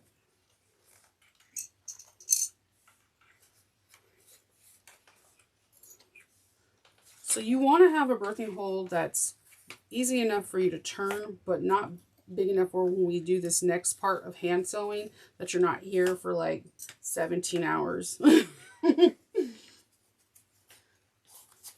But you don't want it to like accidentally rip, like, so just do what's comfortable for you.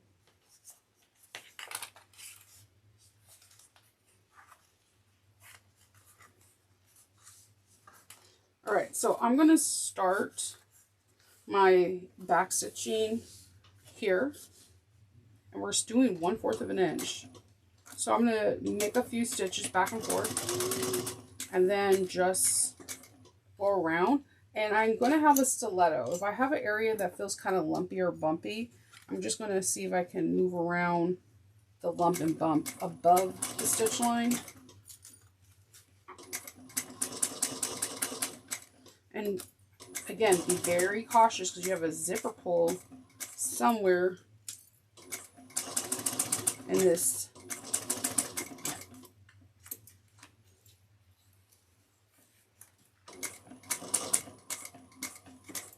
And if you have to lift up a clip ahead of time just to position your zipper tape, do it.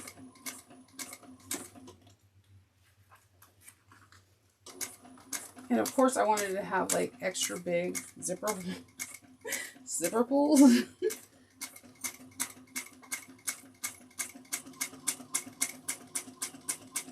Okay, I'm going to back stitch. All right.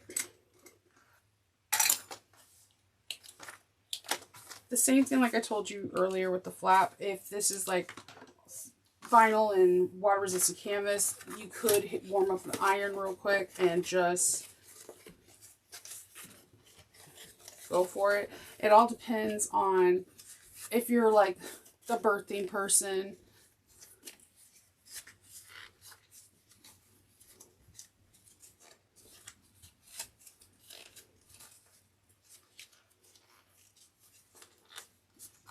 Sometimes things are easy to birth and sometimes it's like, what did I get myself into?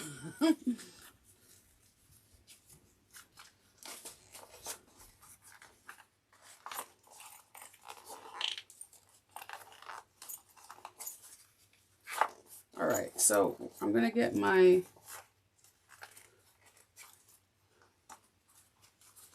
boning tool and just go in like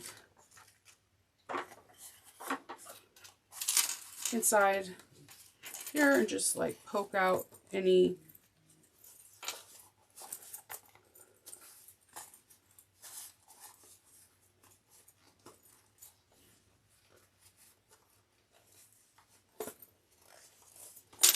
edges. Okay, so I know a lot of us were used to, when we do something like this, that we would fold over this and top stitch.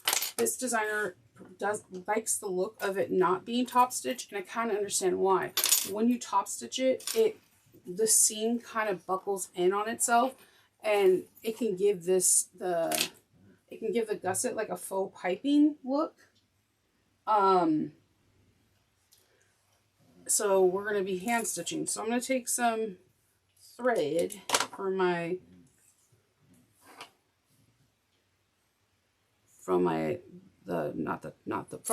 the bottom, the top thread, and I'm just going to knot it.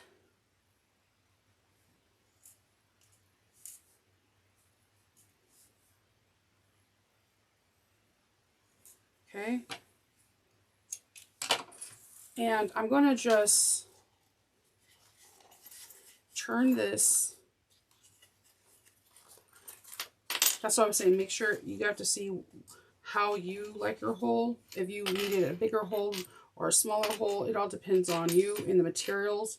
But because this doesn't have any, I didn't have any like interfacing, this kind of turned a lot easier than expected. So I'm going to grab, and I'm just going to do like a ladder stitch or a whip stitch all the way across. No one's going to really look inside the pockets, but you just don't want to have it where it's open and let's say a change or a pin or a lipstick falls in between there and now it's stuck and this person's turning their backpack every which way because there's a hole in there. So,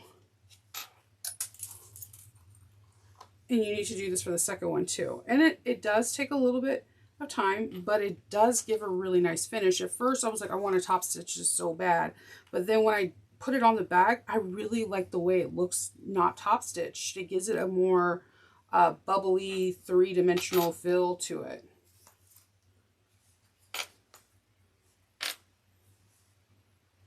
I found that the this needle's the curved needle instead of a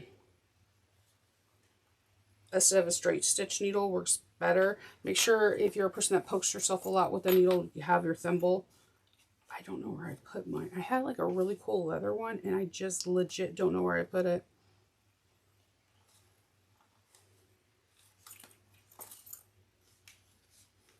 Okay, we're almost done.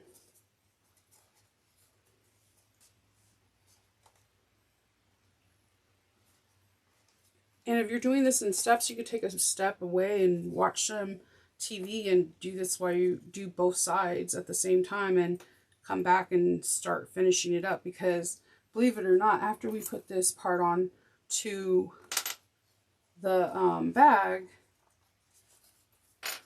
the interior, there's not a whole lot that we have to do for the interior. The interior, there's 2 more pockets we have to do. One, which is a really cool cargo pocket, and a zipper pocket that's also a slip pocket. And then we're going to start putting the bag together and put grommets on there, which I have these flat grommets that I'm obsessed with right now from Buckle Guys. And it just comes together so effortlessly. And I will be giving you guys like alternative stuff, like naming it, like what you could do for alternative in case you don't have something and you want something different.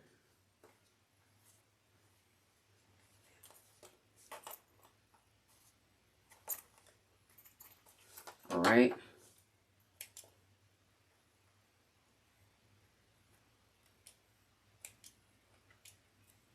All right. Oh, I'm sorry. I think I was hand sewing that completely off camera. So yeah, I just did a couple of stitches right there. All right, so we have this. Now we're going to need to grab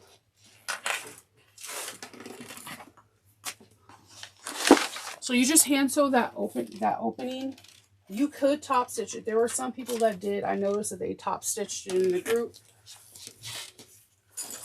So what we're going to do is, like I said, the humps go towards the back of the bag. The zippers go towards the front. So on the pattern piece, there are a place where you can cut out the where you put the pattern, and that's what we're going to do. You trace this and then you put the tape. And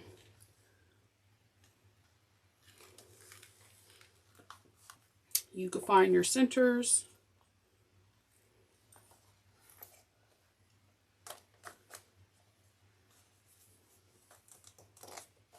And things kind of just, the way, I wonder, I never got to ask someone if changing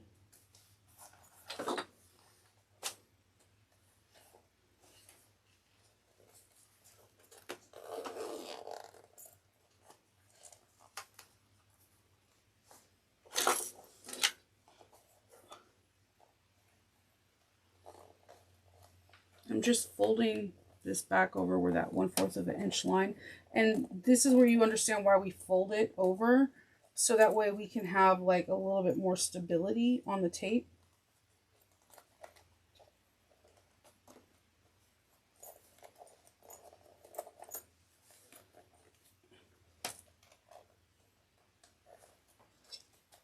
Okay. All right, so I'm going to start on the tape. And what I found really helps me is to have one zipper pocket unzipped. And if the tape is not working exactly how I want it to, everything else is stuck down, so I can work along the guideline.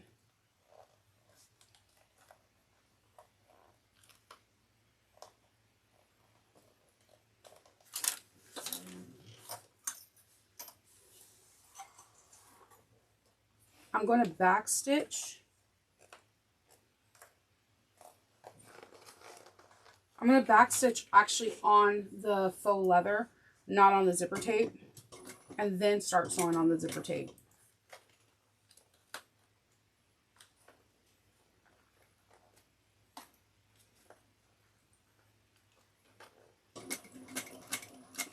And just take your time. You're doing 1/8 of an inch.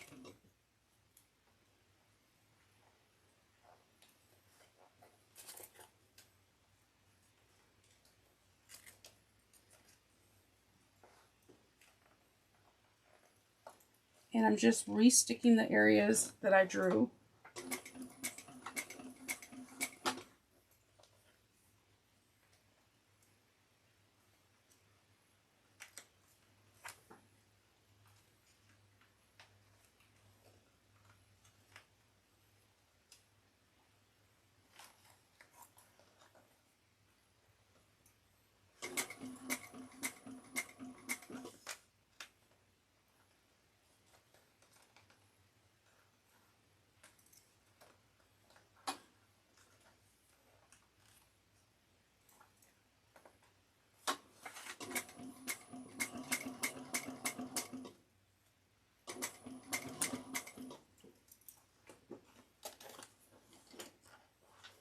Okay, and I'm just going to zip this part and just follow the double-sided tape.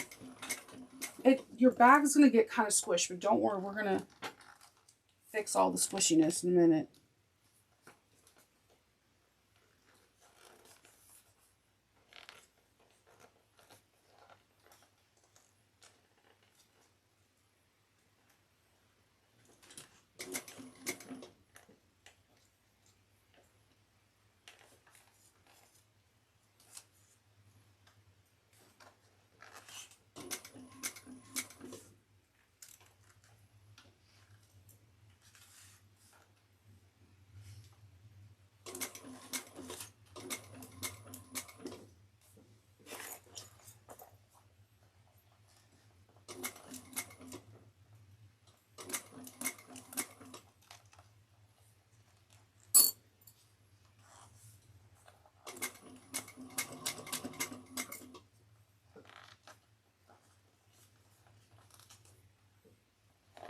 And I'm just moving these around to make sure they all stay on the zipper tape.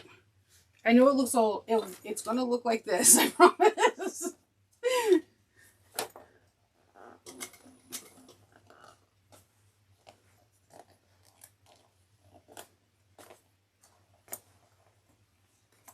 You just have to finagle things out of the way so that way things can fit on the presser foot. And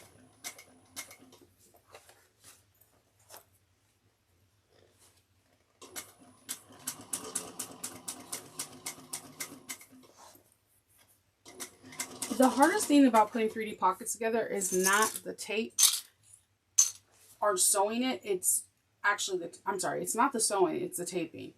Because depending on the materials that you use, some could be softer, some could be stiffer, some may have too much of a stretch, some can have no stretch. So you just have to kind of like play around with tape to make sure you can get the required shape that you desire.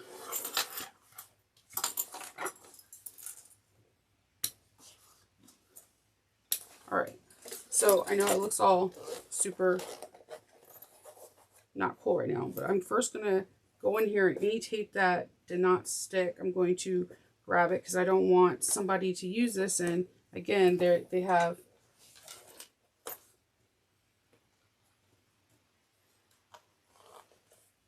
tape that's sticking. Then I'm going to go in here and just finger press the backpack because I squished the heck out of it, and just roll the seams. And then as soon as you do that, you have these two cute little things. Now we're going to go over to this and we're going to work on this part real quick. On this, we're supposed to measure from the center.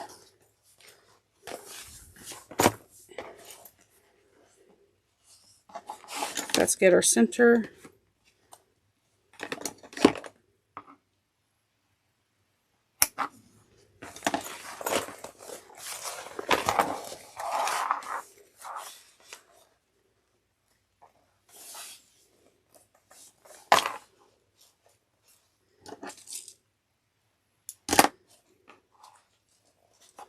I'm going to put a clip here.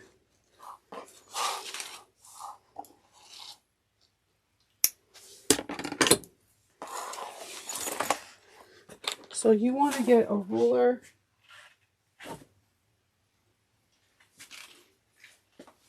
And you want to, from your center, mark exactly 8 inches down. Okay? From that, you are going to want to get a magnetic rivet. And we're going to want the female.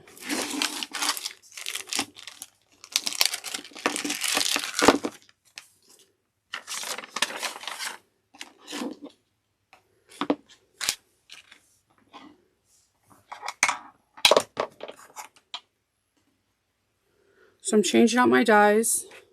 You can buy magnetic rivets from Buckle Guy, Cam Snap. Pretty much, I think a lot of people carry them now.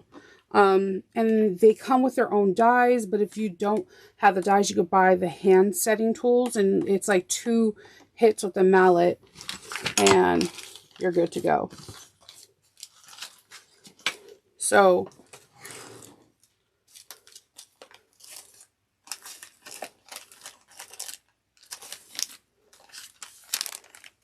I'm going to get a set of magnets, one size female, one size male.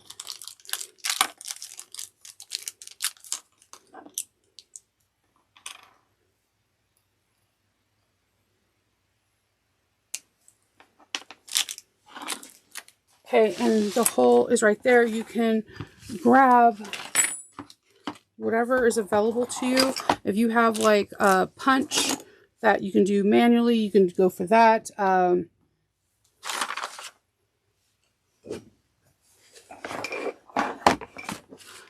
going to strike a hole real quick.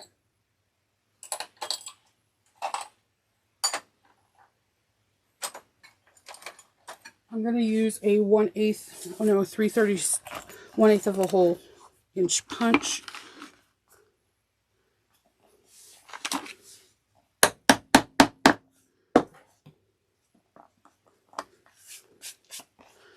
And then, although I'm doing this on fleece, I like to use a scrap of Decoville Light.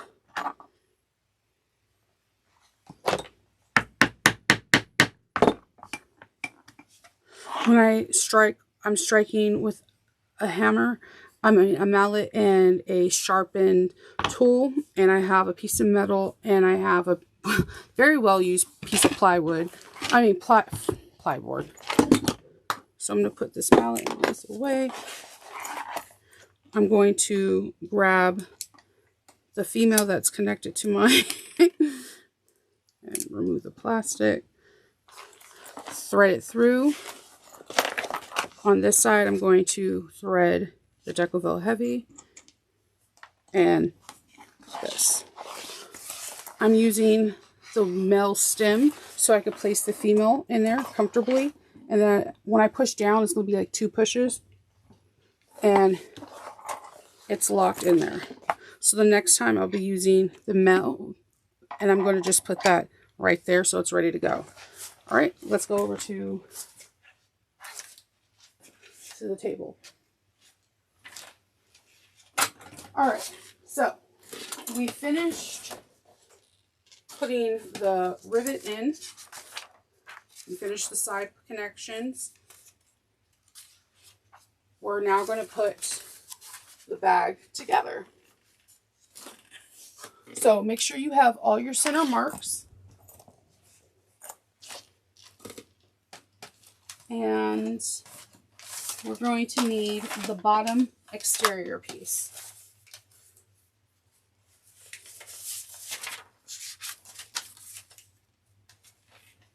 Okay.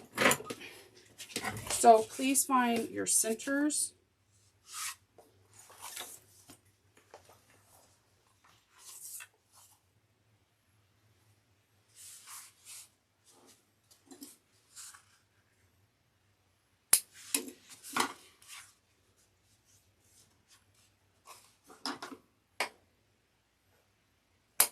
All right.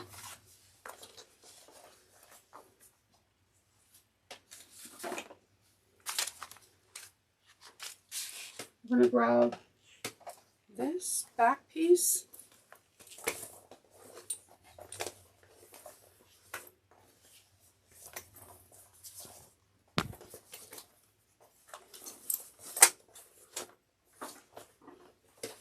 And we're going to sew these at 3/8 of an inch.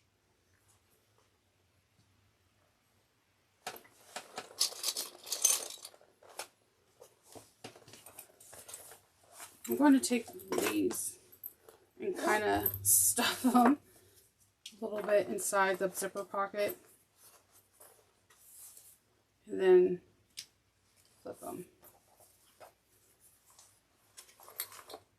So they're out of the way.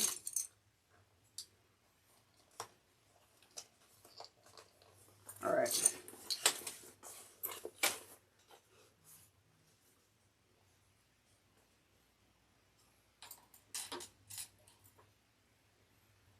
We're going to clip these.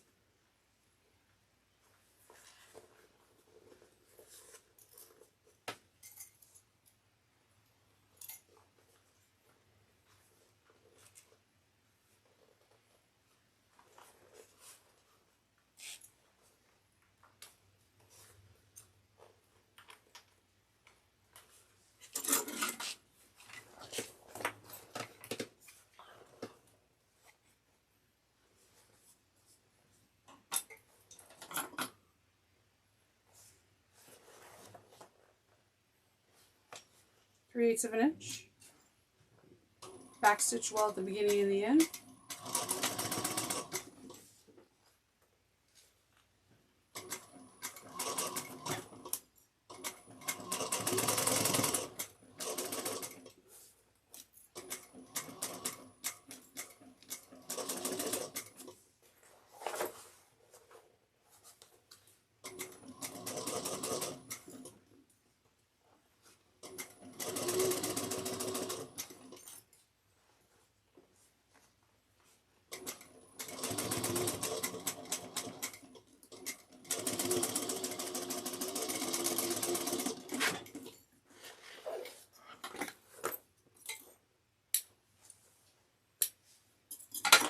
We're going to do the same thing on this side.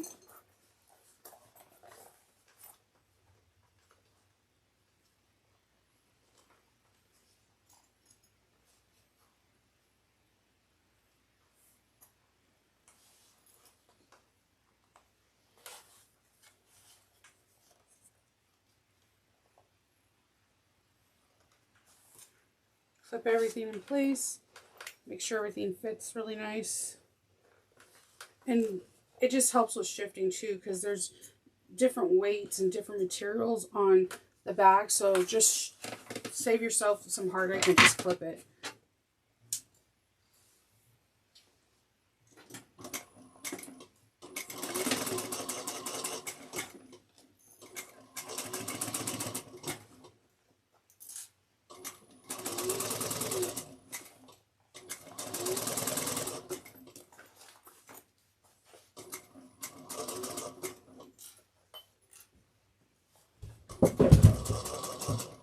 Sorry, that was my puppy. Probably is messing with something he's not supposed to.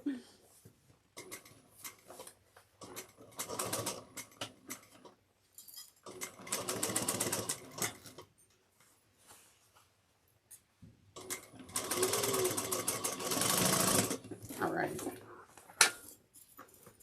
All right, so now we're going to put the base on. And then we get to flip it and see what our bag looks like.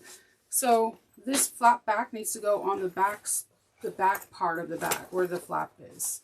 So the flap's here, so the back needs to be here. Flip it.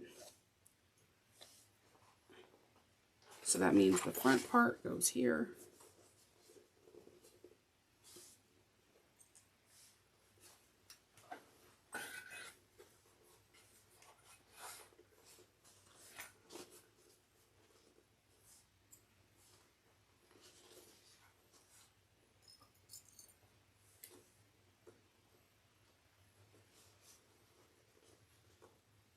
And I'm just opening up any seams as I'm clipping so that way they can be as even as possible.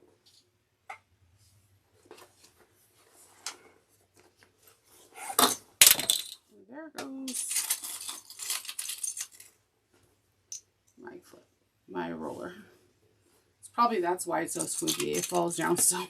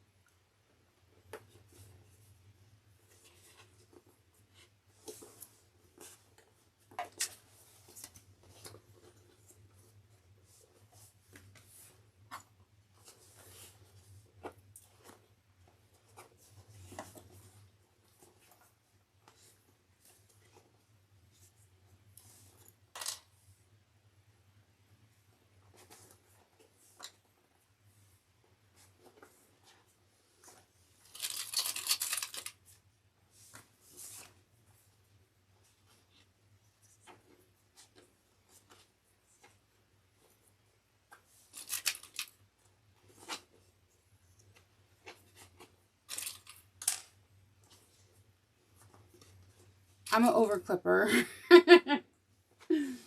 Especially when it comes down to the base. I just noticed so many times where like bases just look all wonky and it's just something as simple as clipping. And I have like a bazillion clips, I know. I never can just keep like one style of clips. I don't know what's wrong. This is a really, this back panel, this base fits really nice. All right, so we're going to sew this at 3/8 of an inch. I'm going to feed it into my machine like this. If you have a free arm on your domestic or you have a industrial, this is a prime time to use it. We're going to go forward and I'm going to go back about 3 or 4 stitches to really lock in that back stitches.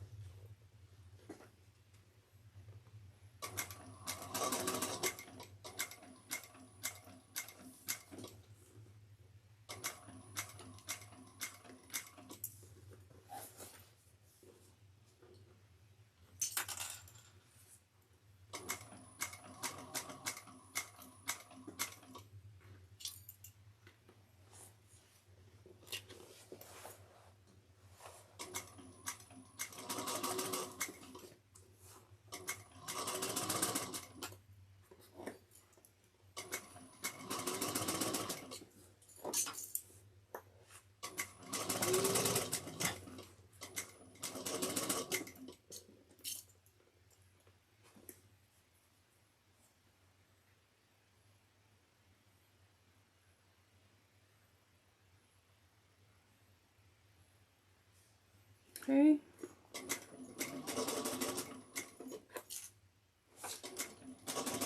So in our next step, we're going to put double-sided tape on the top of this, because this is the drop-in lining. And we're going to put double-sided tape so when we're ready to do the drop-in, that all we have to do is roll out.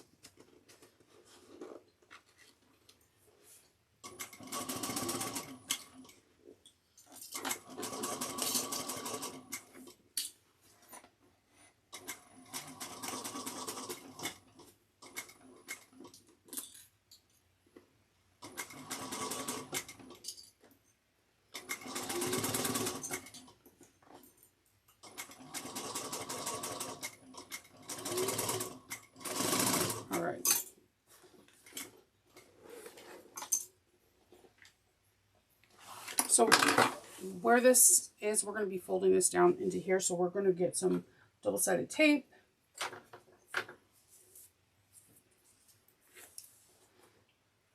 And I'm just going to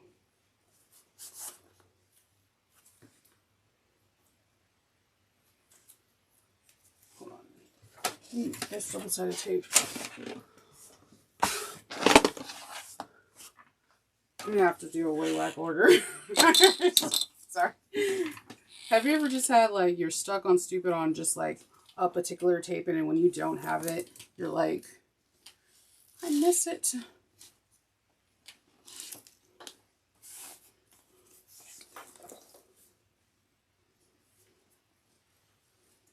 I'm just gonna rub this. I'm just gonna place this double-sided tape. Sometimes I just can't take myself serious. I'm gonna place this double-sided tape all across this.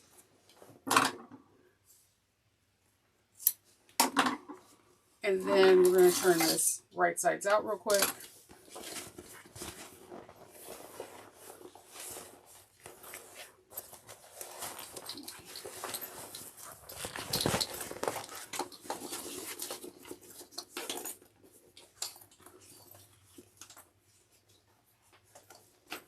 Look at how cute this is.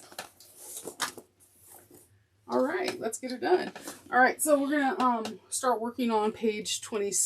This part, after this part, everything just comes together really easy. We're gonna start working on the interior pocket.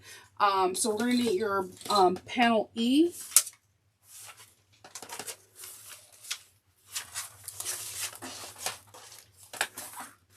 And we need panel E1, which is your slip pocket. I mean it's going to be your cargo pocket. And we're going to need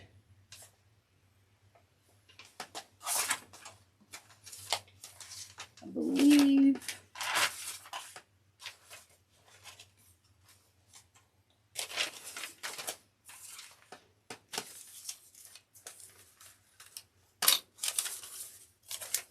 E2. All right. So the seam allowance on all three sides of this is a 1/2 inch. I'm a person that when you turn these, I feel like it gets a little wonky. So I'm going to just show you a trick that I do. You can definitely do that. I will draw a 1 inch area, and then I would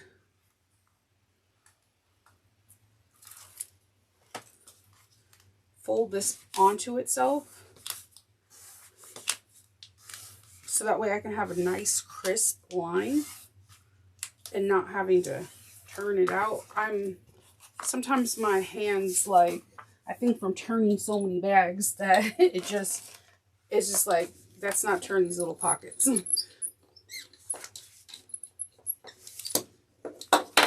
Okay.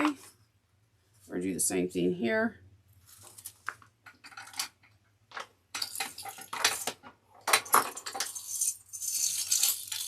These clips so they're not clips all over the place.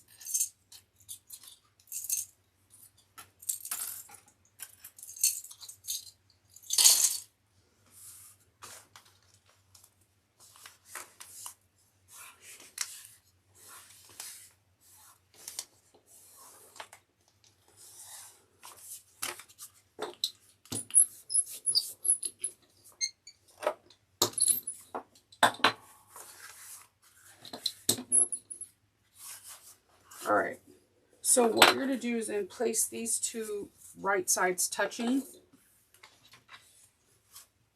and then sew that 1/2 inch.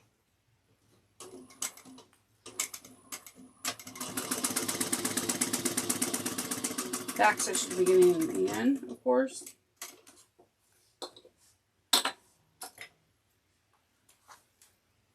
Trim those threads.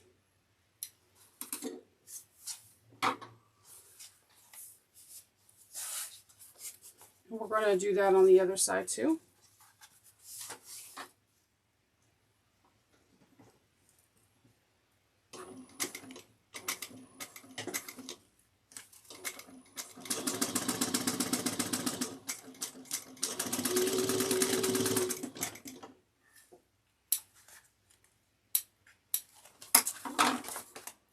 All right, and so from here, I'm just going to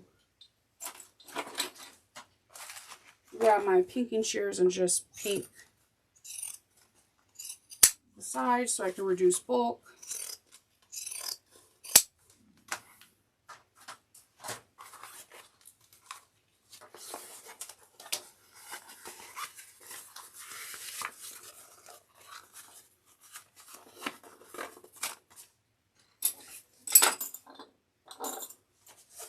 Poke out the corners,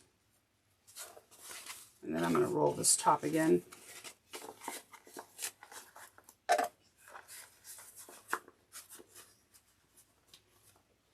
All right.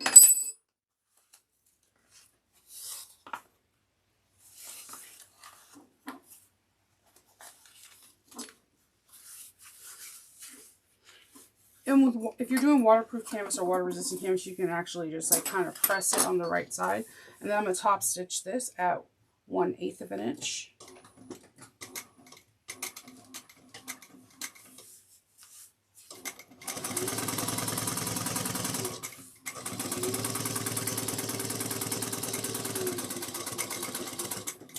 All right. All right. So we're going to take our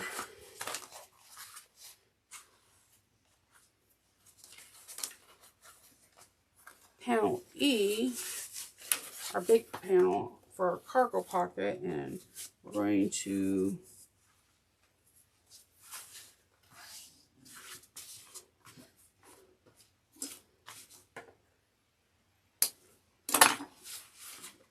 press this so we have this center seam, and then we're going to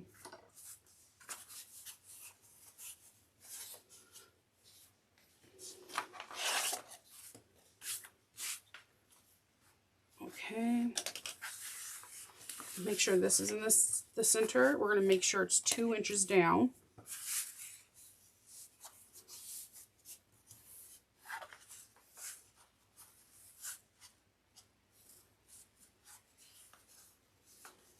Okay. Once it's 2 inches down, we're gonna want to make sure it stays.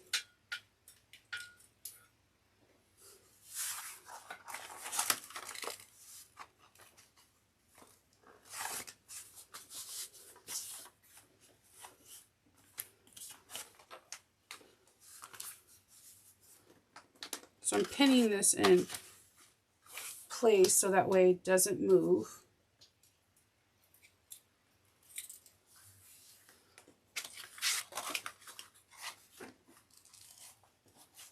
All right, so once we have that, we're going to mark a 1/2 inch from the middle, that middle line, that center right here.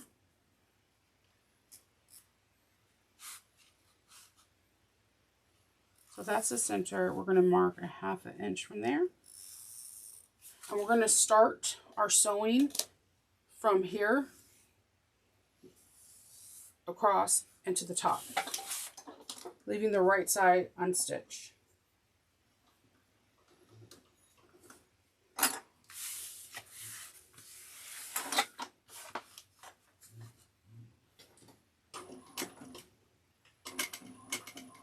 And I'm going to kind of start and back stitch kind of in a V, so that way that as this pocket has wear and tear, it doesn't come loose. And that's why there is like stabilizer just on the back of this area, so that way it can have something strong to connect to.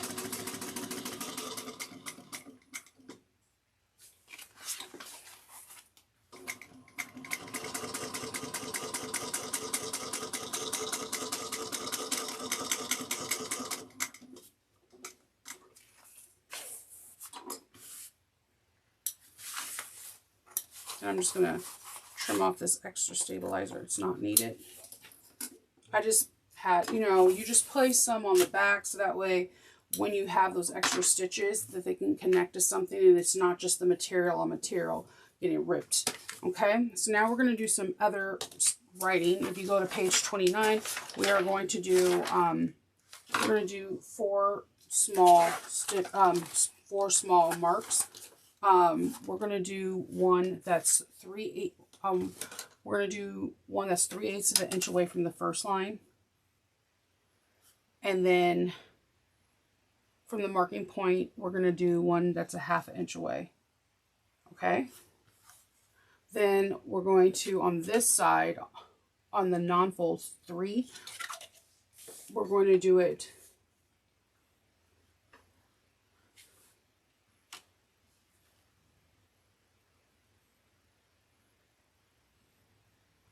half an inch away and 3/8 of an inch.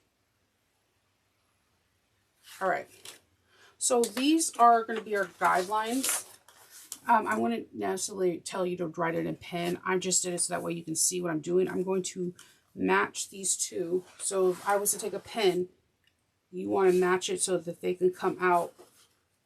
It comes out on that pen. See? So you want to have that crease coming towards the bag. So I'm just going to pop a pin in there, or you could do a clip or a weight, whatever is easier. And then you're going to take these two, you're going to match, and they're going to come out. And this is going to be the cargo pocket. So when these come out, you're going to sew this down. Sew this down,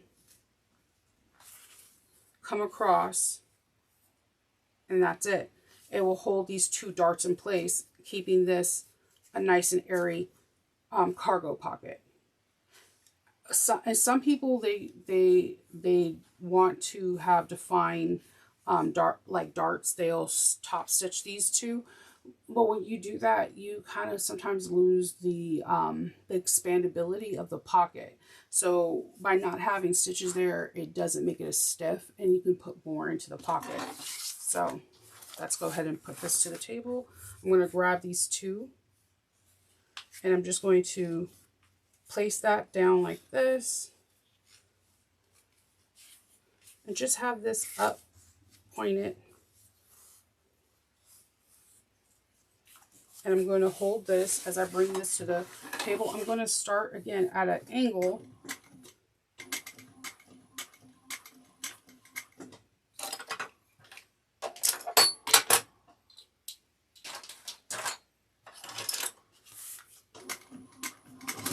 As I come down, I'm just going to make sure I have that dart facing to the right.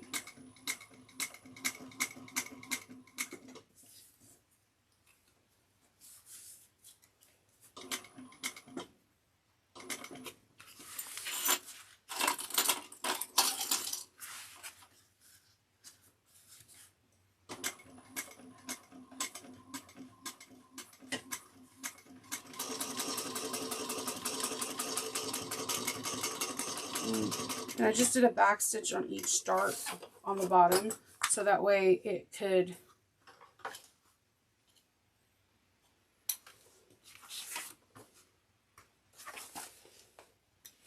can see how that stabilizer, you have just those extra stitches anchored onto something. All right, so we have our cargo pocket done. So we're going to now grab E2, and we're going to put this together. Before we put this together, we want to draw a 3/4 of an inch line at the top.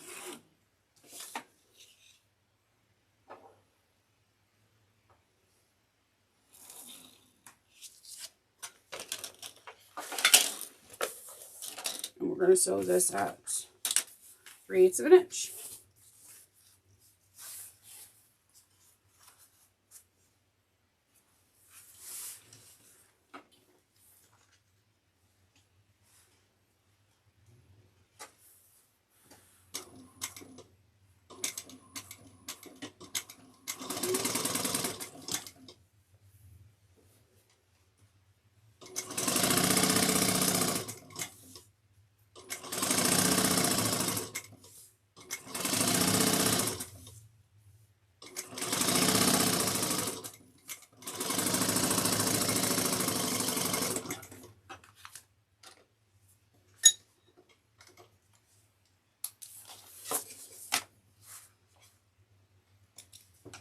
Okay, then we're going to fold this up. I like to fold the seam allowance down, and I'm going to top stitch on the lining.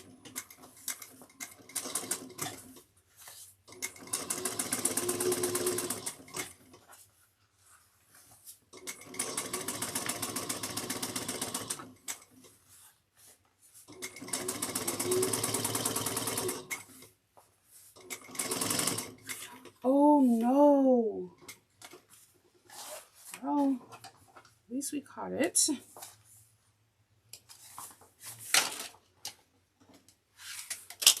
I will be right back. Okay, we're back. Okay, so I accidentally sewed it to the wrong side, and we didn't want our pocket to be upside down. That would have been for naught. So we're going to put this to the side, and we're going to get panel F. Panel F is the back piece, and make sure you have it orientated the right correct. Have it in the right position. When I first did it, I did it that way, and it is definitely the wider is going to be the correct up and down. Okay. The zipper pocket is the same zipper pocket that we put on the exterior back piece, and we are going to be now working on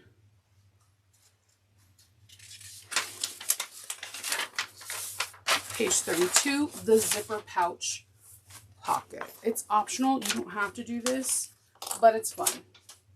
So we're going to grab our zipper for our zipper pouch. We're going to grab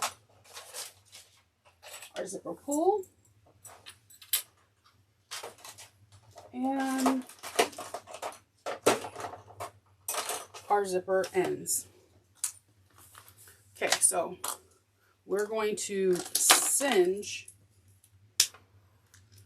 the ends of our zipper so they can stop any fraying. We're going to place our zipper pull on. The pattern asks for a size 3 zipper. I don't really have those, so I'm using a size 5.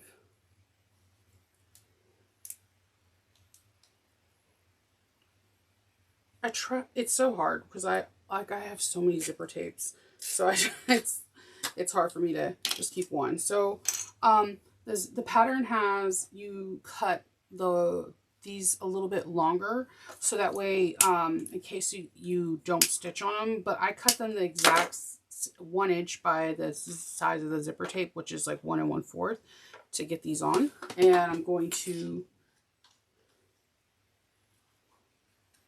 put them on right now. I'm going to back stitch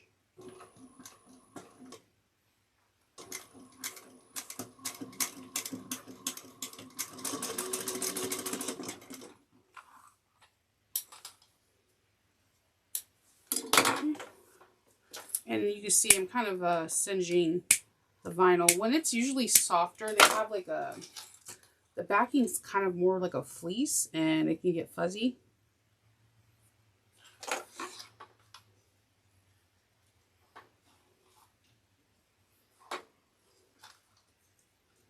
If you're not using something that could be a raw edge and you're using cotton, I believe there is directions. You want to have it be able to fold on itself, so that way you don't have any raw edges exposed and have threads and all that stuff exposed.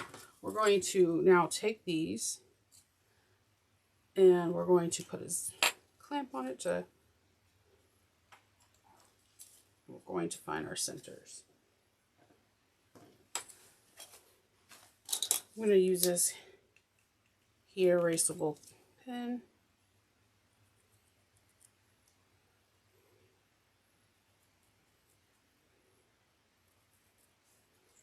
Can't see it on the dark too well, but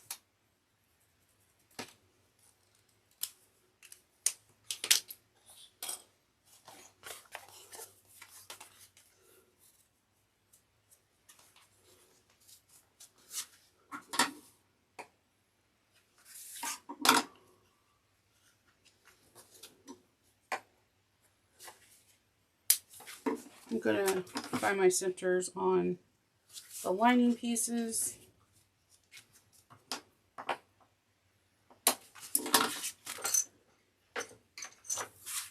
On the lining pieces, I'm going to put a piece of double-sided tape that's 1/8 of an inch.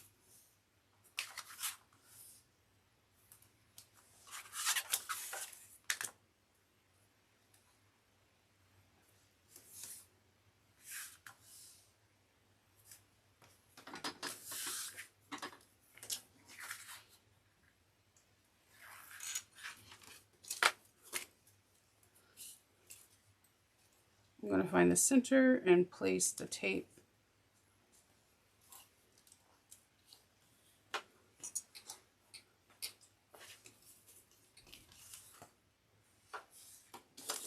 And I'm going to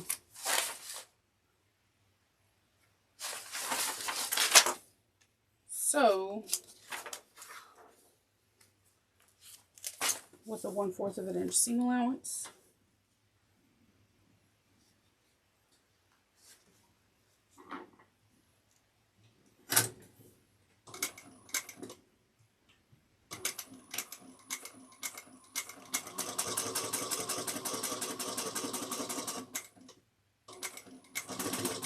When I get close to the pull, because I had to put a ginormous pull, I'm just going to pull it down.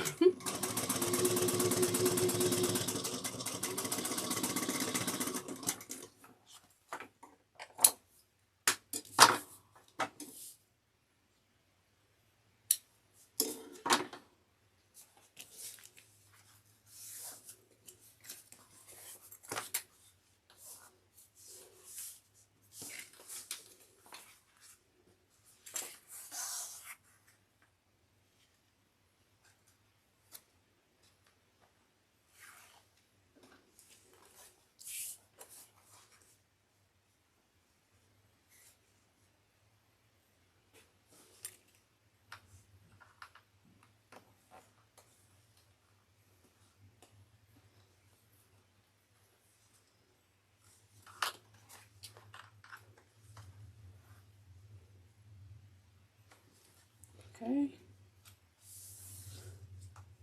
1/4 of an inch.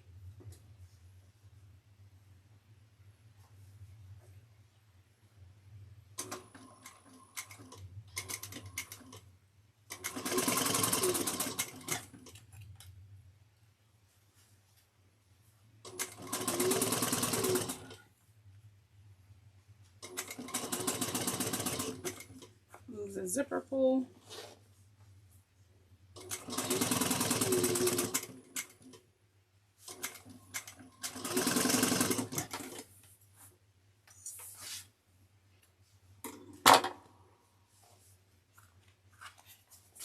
Okay, so we're going to want to put our lining nice and taut with our exterior, because we're going to do some top stitching, a little different than we're probably used to doing. But again, this pattern has been unique, and learning new things is always awesome. So we're going to sew up across like we do for a zipper pocket, but just so we're sewing this box, we're not sewing past it. So let's go.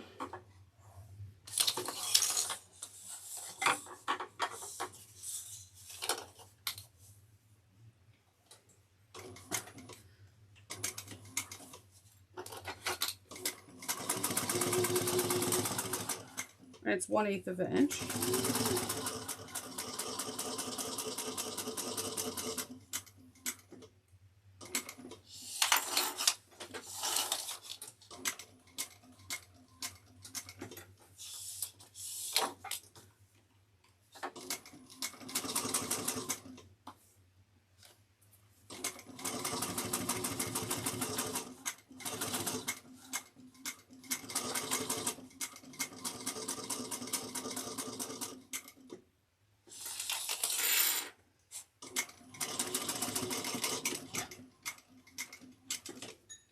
Okay.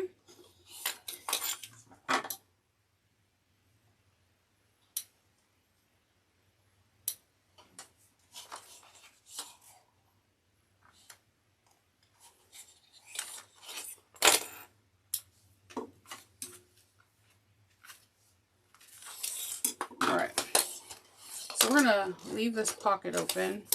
I'm going to snip this one row of thread that's going to drive me bonkers. And we're going to put exterior, touch and exterior.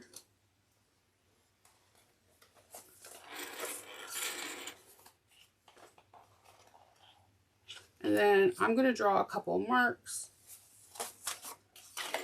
So we're doing the exterior at 3/8 of an inch.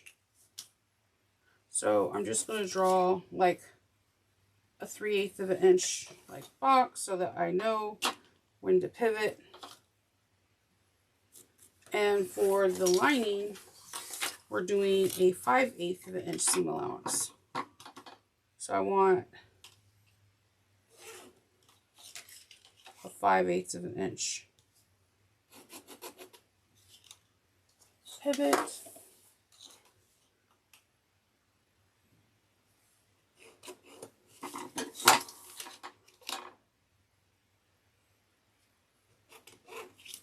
All right.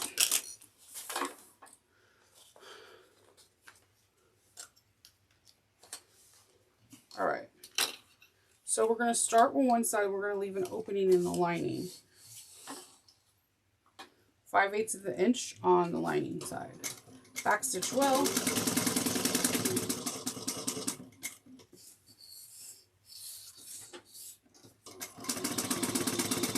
And then when we get to the middle of this, we're going to start going 1/2 inch to 3/8 of an inch.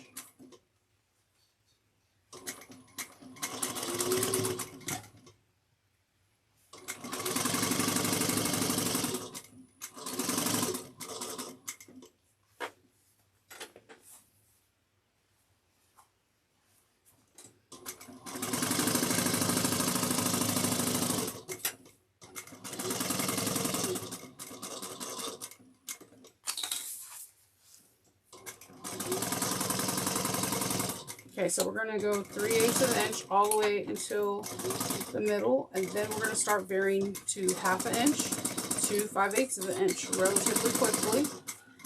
We're going to find that area that we have to stop and pivot.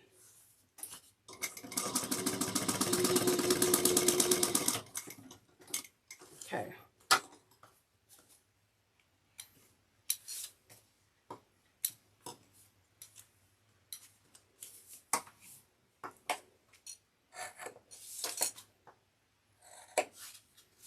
Okay, and I'm just going to trim.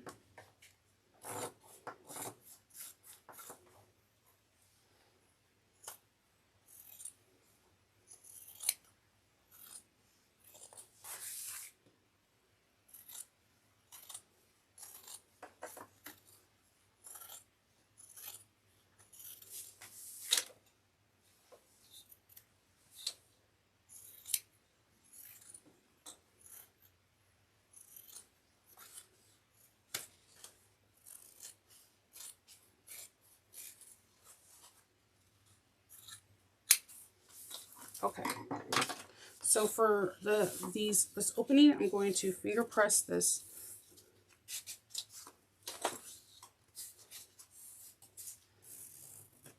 All right, and then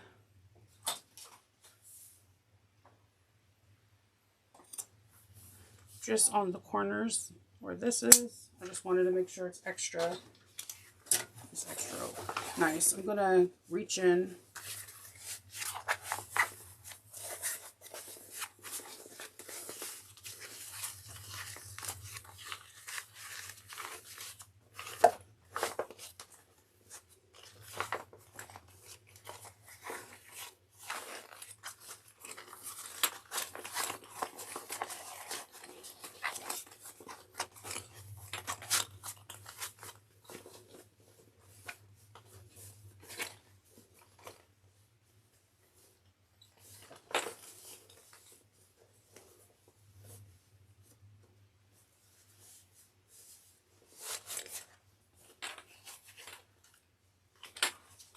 And I'm just going to get a tool and just make sure all the corners are pointed out really well before I close up this pocket.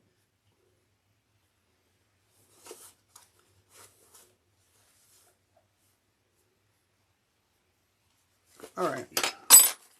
So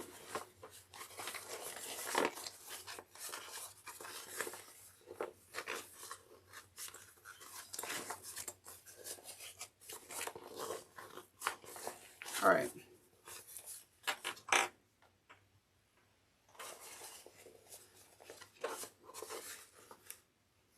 All right. So we're just going to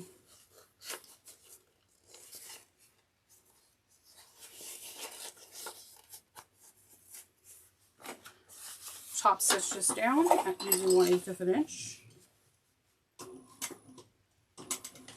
And because you finger press it using water resistant or waterproof canvas, it folds really nice onto each other because you pre-pressed it with your fingers. All right, so now we're going to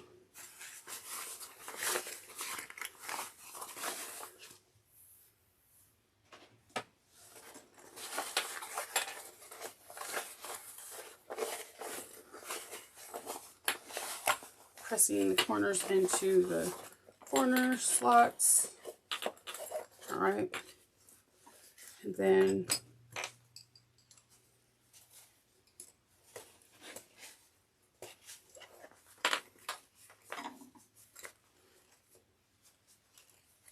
these corners should pop up relatively fast-ish because they weren't sewn.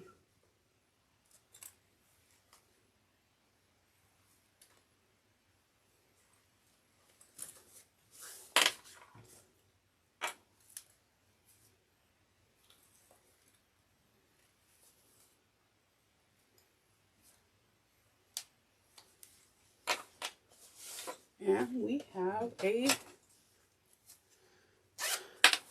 zipper pocket pouch. All right, so now that we have this, now we need to place it onto the bag.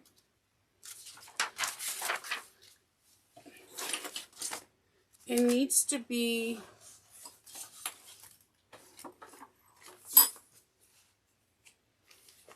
you want the zippers facing the same way. It needs to be 2 inches down.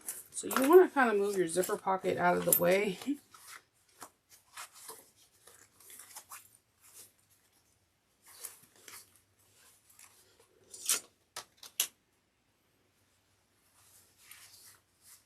Have this as centered as you best possibly can, and then you can bring it over to your machine and you can start top stitching. What I would recommend is kind of start top stitching instead of going in up and down, come in from the side and then go down, so that way you have some kind of anchor stitch.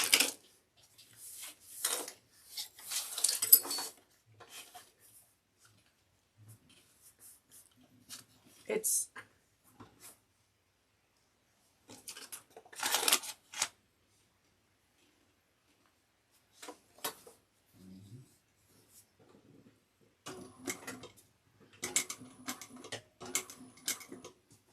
and you could definitely put some like Decoville Heavy or Light on there and put some rivets on the back. It all depends on what kind of look you're going for in your bag.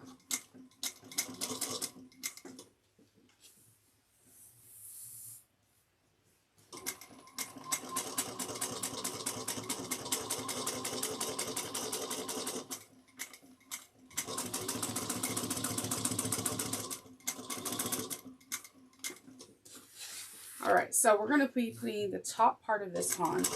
Then we're going to sew this together. We're going to put some grommets on. Do that last rivet in place for the magnet, and we're going to be done. I know this video took a little bit longer, but there's a lot of great techniques that I myself have never seen before or done before, and I learned an absolute lot, and I love all these different pockets. Okay, so here we go. We're going to put this on together as soon as we put this on. But remember, you want to draw 3/4 of an inch.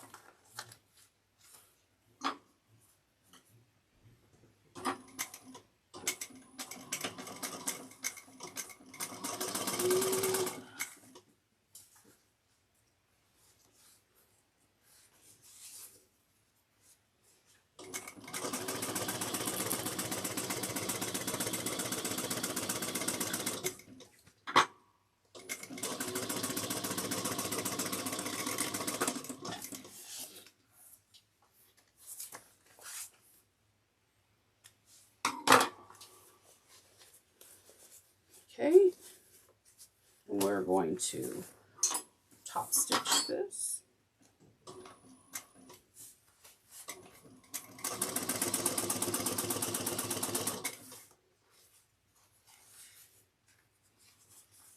And I'm just turning the seam allowance down.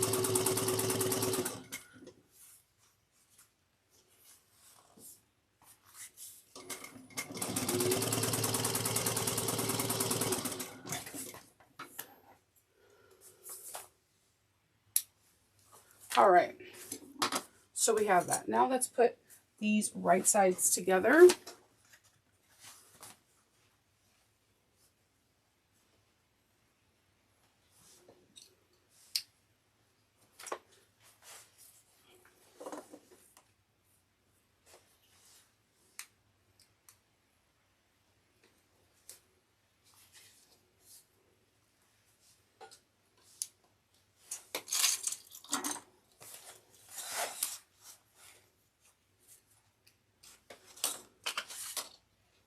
Okay, 3/8 of an inch. And I'm making sure that those side marks, this and that other side marks, matches really well. Because it's kind of easy to have those not matching. Because one thing can shift and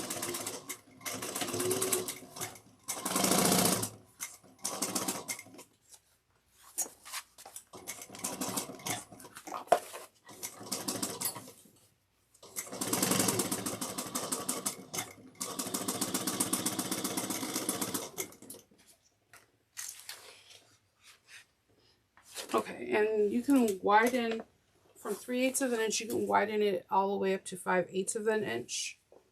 So you could taper it to make it go have a tighter finish and not as baggy.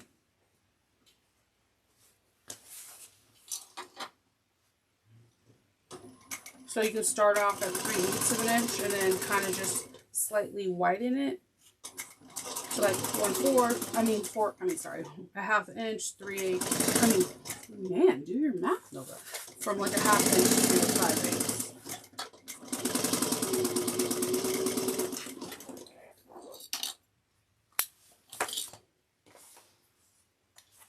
Okay. So we want to get our center marks.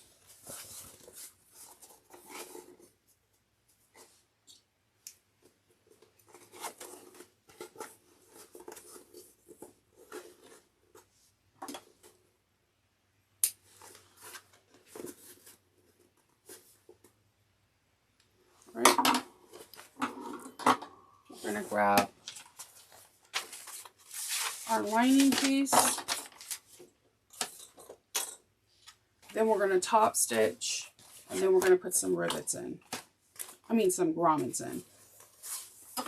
There's a couple ways you can put grommets. There's these new ones that are called like force fit grommets, where you kind of just like use like a mallet and you can like kind of pop them in with a mallet. And I think those are really cool. And there's just like the old-fashioned ones that you set with a die and a mallet. There's some, if you have a cam snap or Minkus Margot or some kind of press, most presses come with some kind of tool.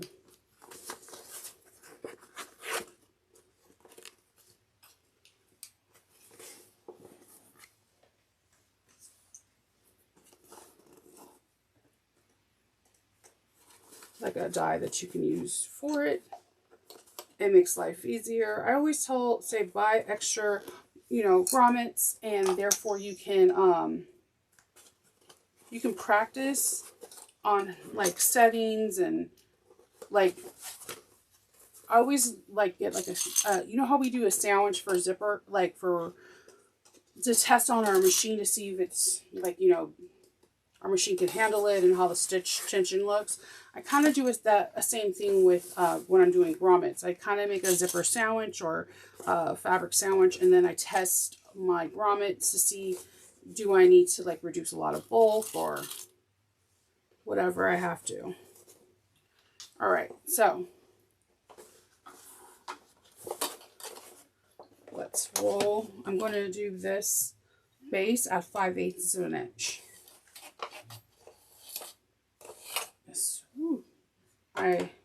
My machine's probably like, Shnova, I need you to stop with all the double-sided tape.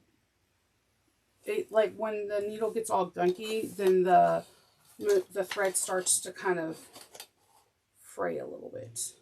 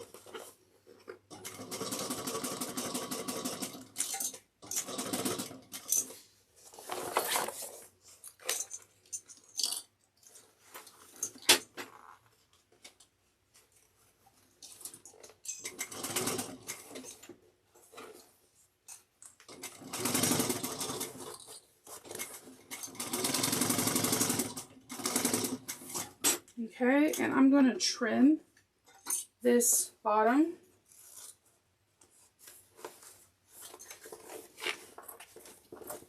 Just be careful that you don't accidentally trim into your stitches. It's very easy with a curve because you're just like hypnotized by the by the curve, and then you're like, oh no, I did it. It's not the end of the world. You can stitch all the way around 1/8 of an inch above it. It's going to be a super tight fit. All right, so we're going to grab our double-sided tape, and we're going to start putting this cutie together. We're going to top stitch it, and then we're going to go put these grommets in. I am so excited for you guys to see this bag.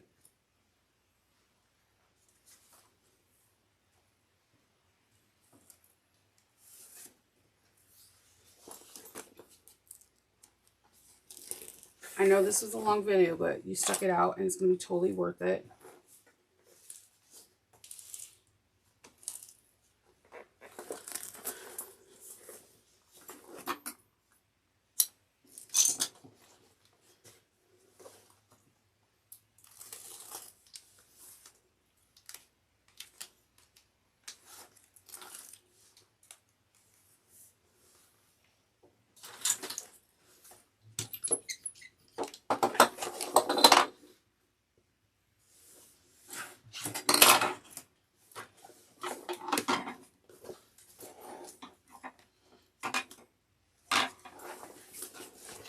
just peel and fold towards the line that you drew.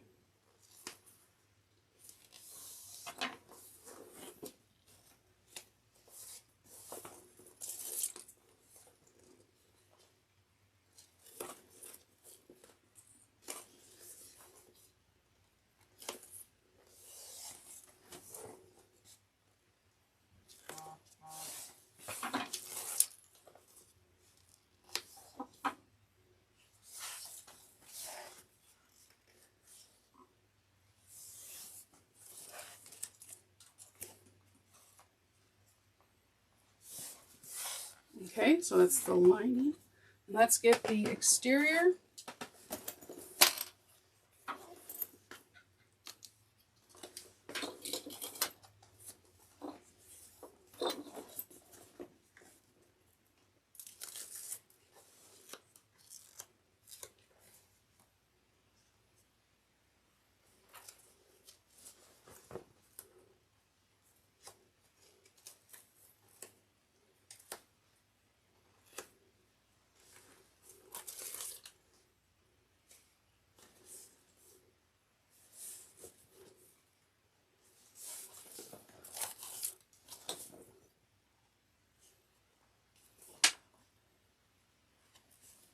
Take your time.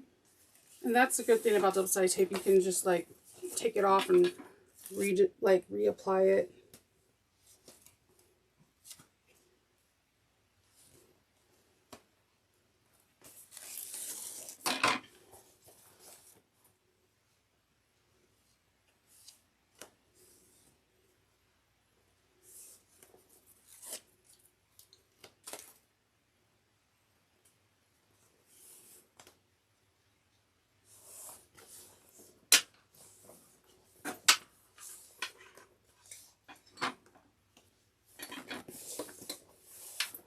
Okay, so we're going to stick this lining inside.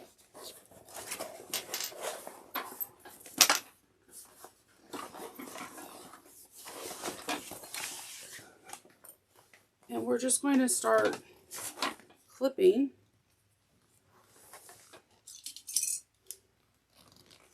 I'm going to clip the seams first.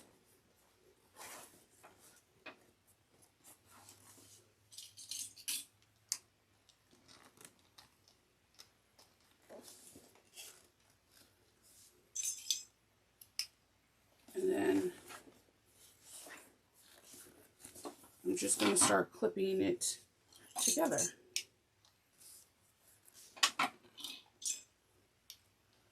The thing you want to make sure is that you want the lining and the exterior to have a flat and not rolled over on either side. So just take your time, fill to make sure that it feels right, and then clip.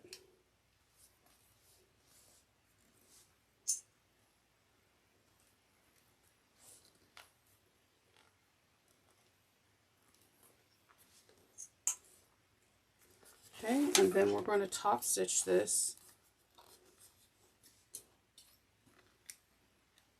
And I'm going to top stitch it from the inside out. So if you don't trust your bobbin, you could just like lay it flat and just have it round on your flatbed because it's a very droopy bag.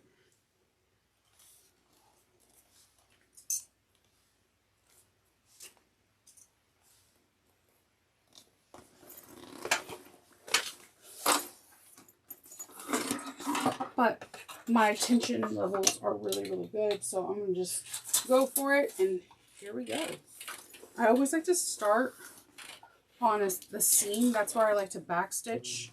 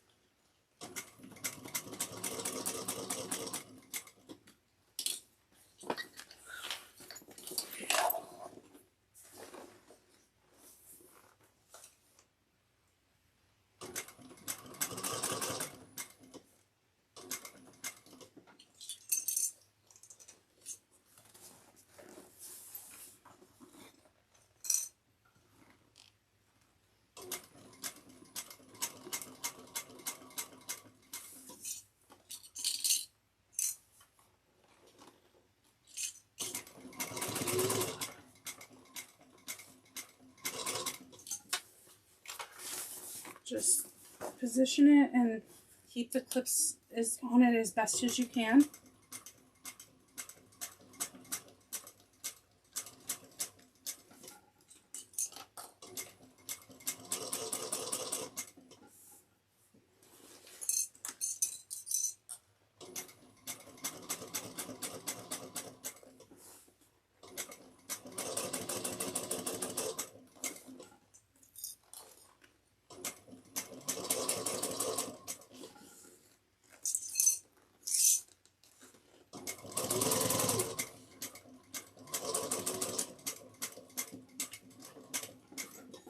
Okay.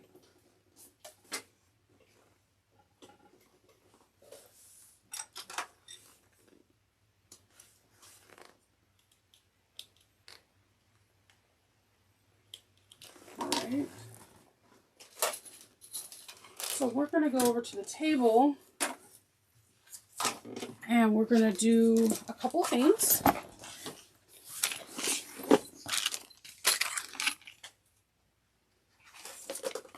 First, we're going to put some rivets in, not rivets, grommets. And then we're going to do the final assembly. So with grommets, I'm going to move this. With grommets, what it's asking for is a 1/2 inch, which I've seen some people use 3/8 of an inch eyelet or different sizes, whatever is easier for you. You're going to need 8 males and 8 females. There is a wrong side and a right side. So first things I need to do is punch the holes. So I'm going to you can use a mallet and do a 1/2 inch punch, or you can, if you have it on your press, you can do that as well.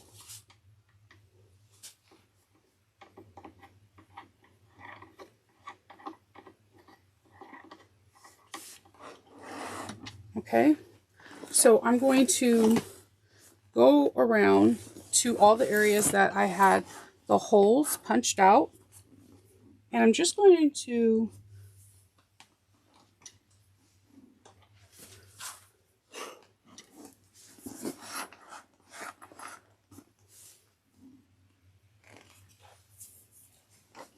press the hole.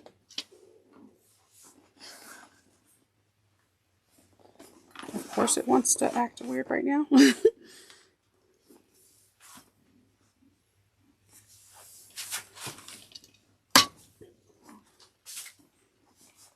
There we go. And sometimes I have to sharpen my hole punches, and when that's the case, then I might have to cut out like some of the interfacing or something. And you can cut out, I've cut out holes by hand, like traced the holes and cut them out by hand, because no one's going to see the holes once the grommet or the rivet is in there. And you'll notice that the placements are very strategic. They're not all symmetrical. They're different on each panel. So just make sure you have traced them out accurately in the beginning.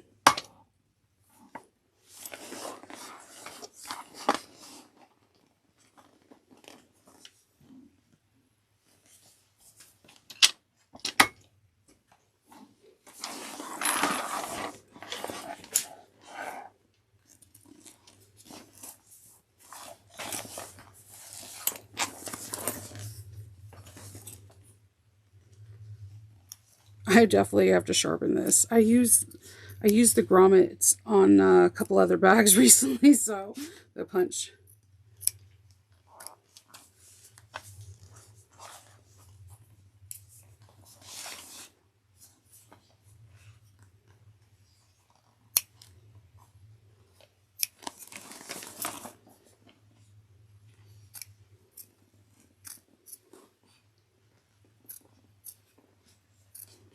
Okay.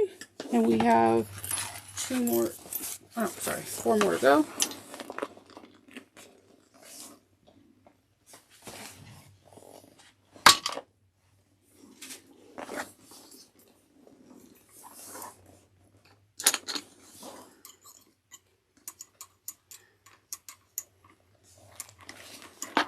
Sometimes when these are kind of full too.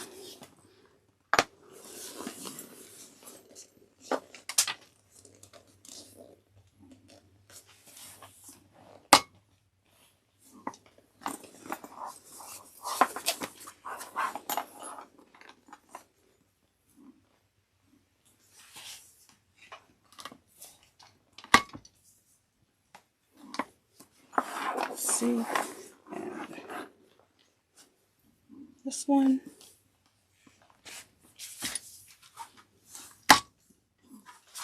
All right. So let me cut out these holes real quick. Or pull them out. I mean, it depends.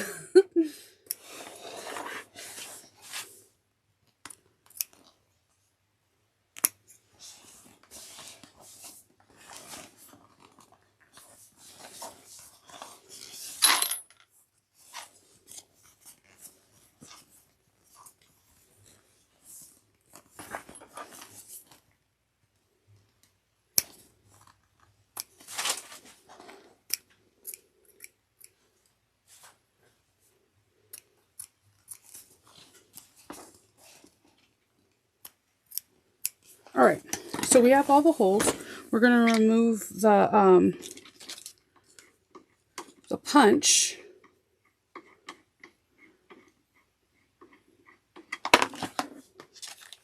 And we're going to install the grommet. The grommet has a male and a female part. Usually grommets have the male and here's the female. So usually the female's on the top. It depends on who the designer of your die is. Some have it on the bottom, some have it on the top. Some of them you can get handheld presses. It's pretty cool. But so the way it goes is that the male goes on the top. This is the pretty side. You're going to lay the pretty side in here. Then you want the pretty side to face up on here. And it sets.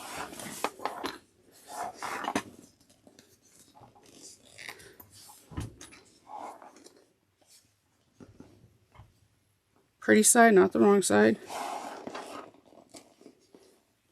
Once you get into a rhythm of it, you're going to be like, oh, this is all I had to do? Grommets on everything.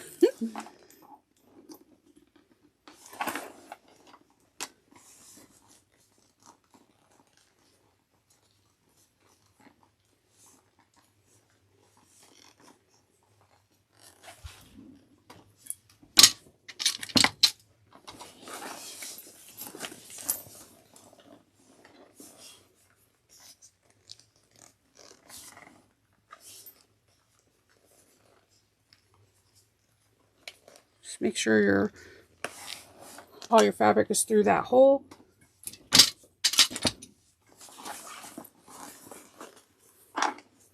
I have a buckle guide, a buckle guide die. I think this particular model is not in stock at this time. It's the BG, like the biggest one they have. This is like my most favorite tool. It has like so many cool little dies. But they have a regular press as well. And I think they have like adapters. If you already have a press, they have different adapters that you can get.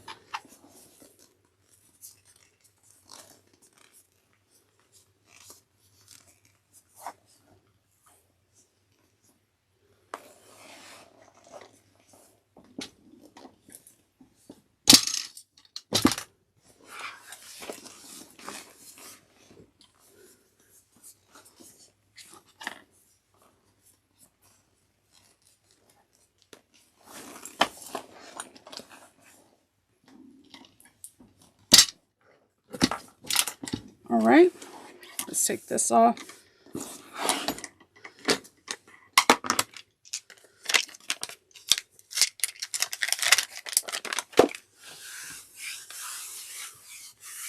All right. So we have this. Then the next thing you would grab is your drawstring. You're going to find your center, and then you're just going to feed it from the back.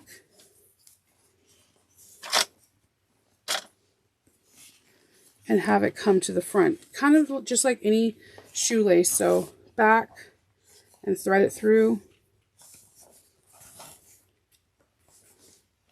And then it kind of just closes like this.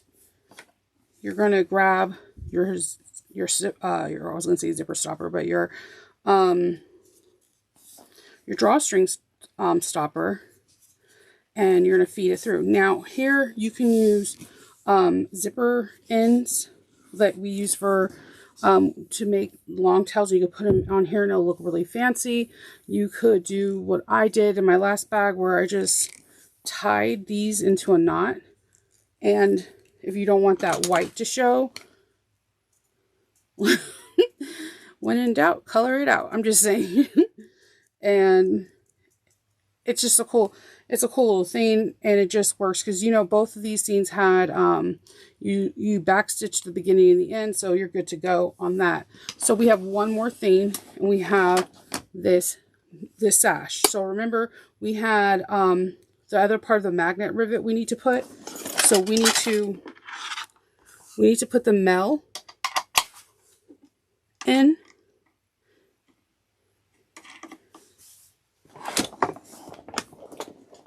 So for the mel, we need to do it about centered about a half an inch up.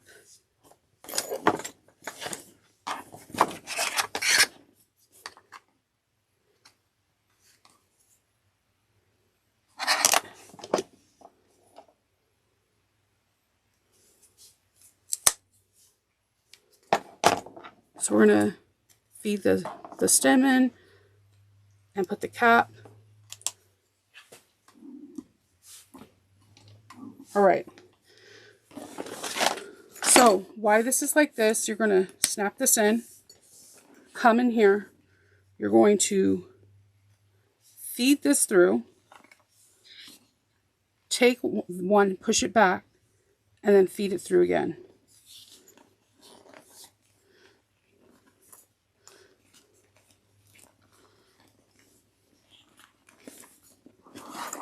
So you have a beautiful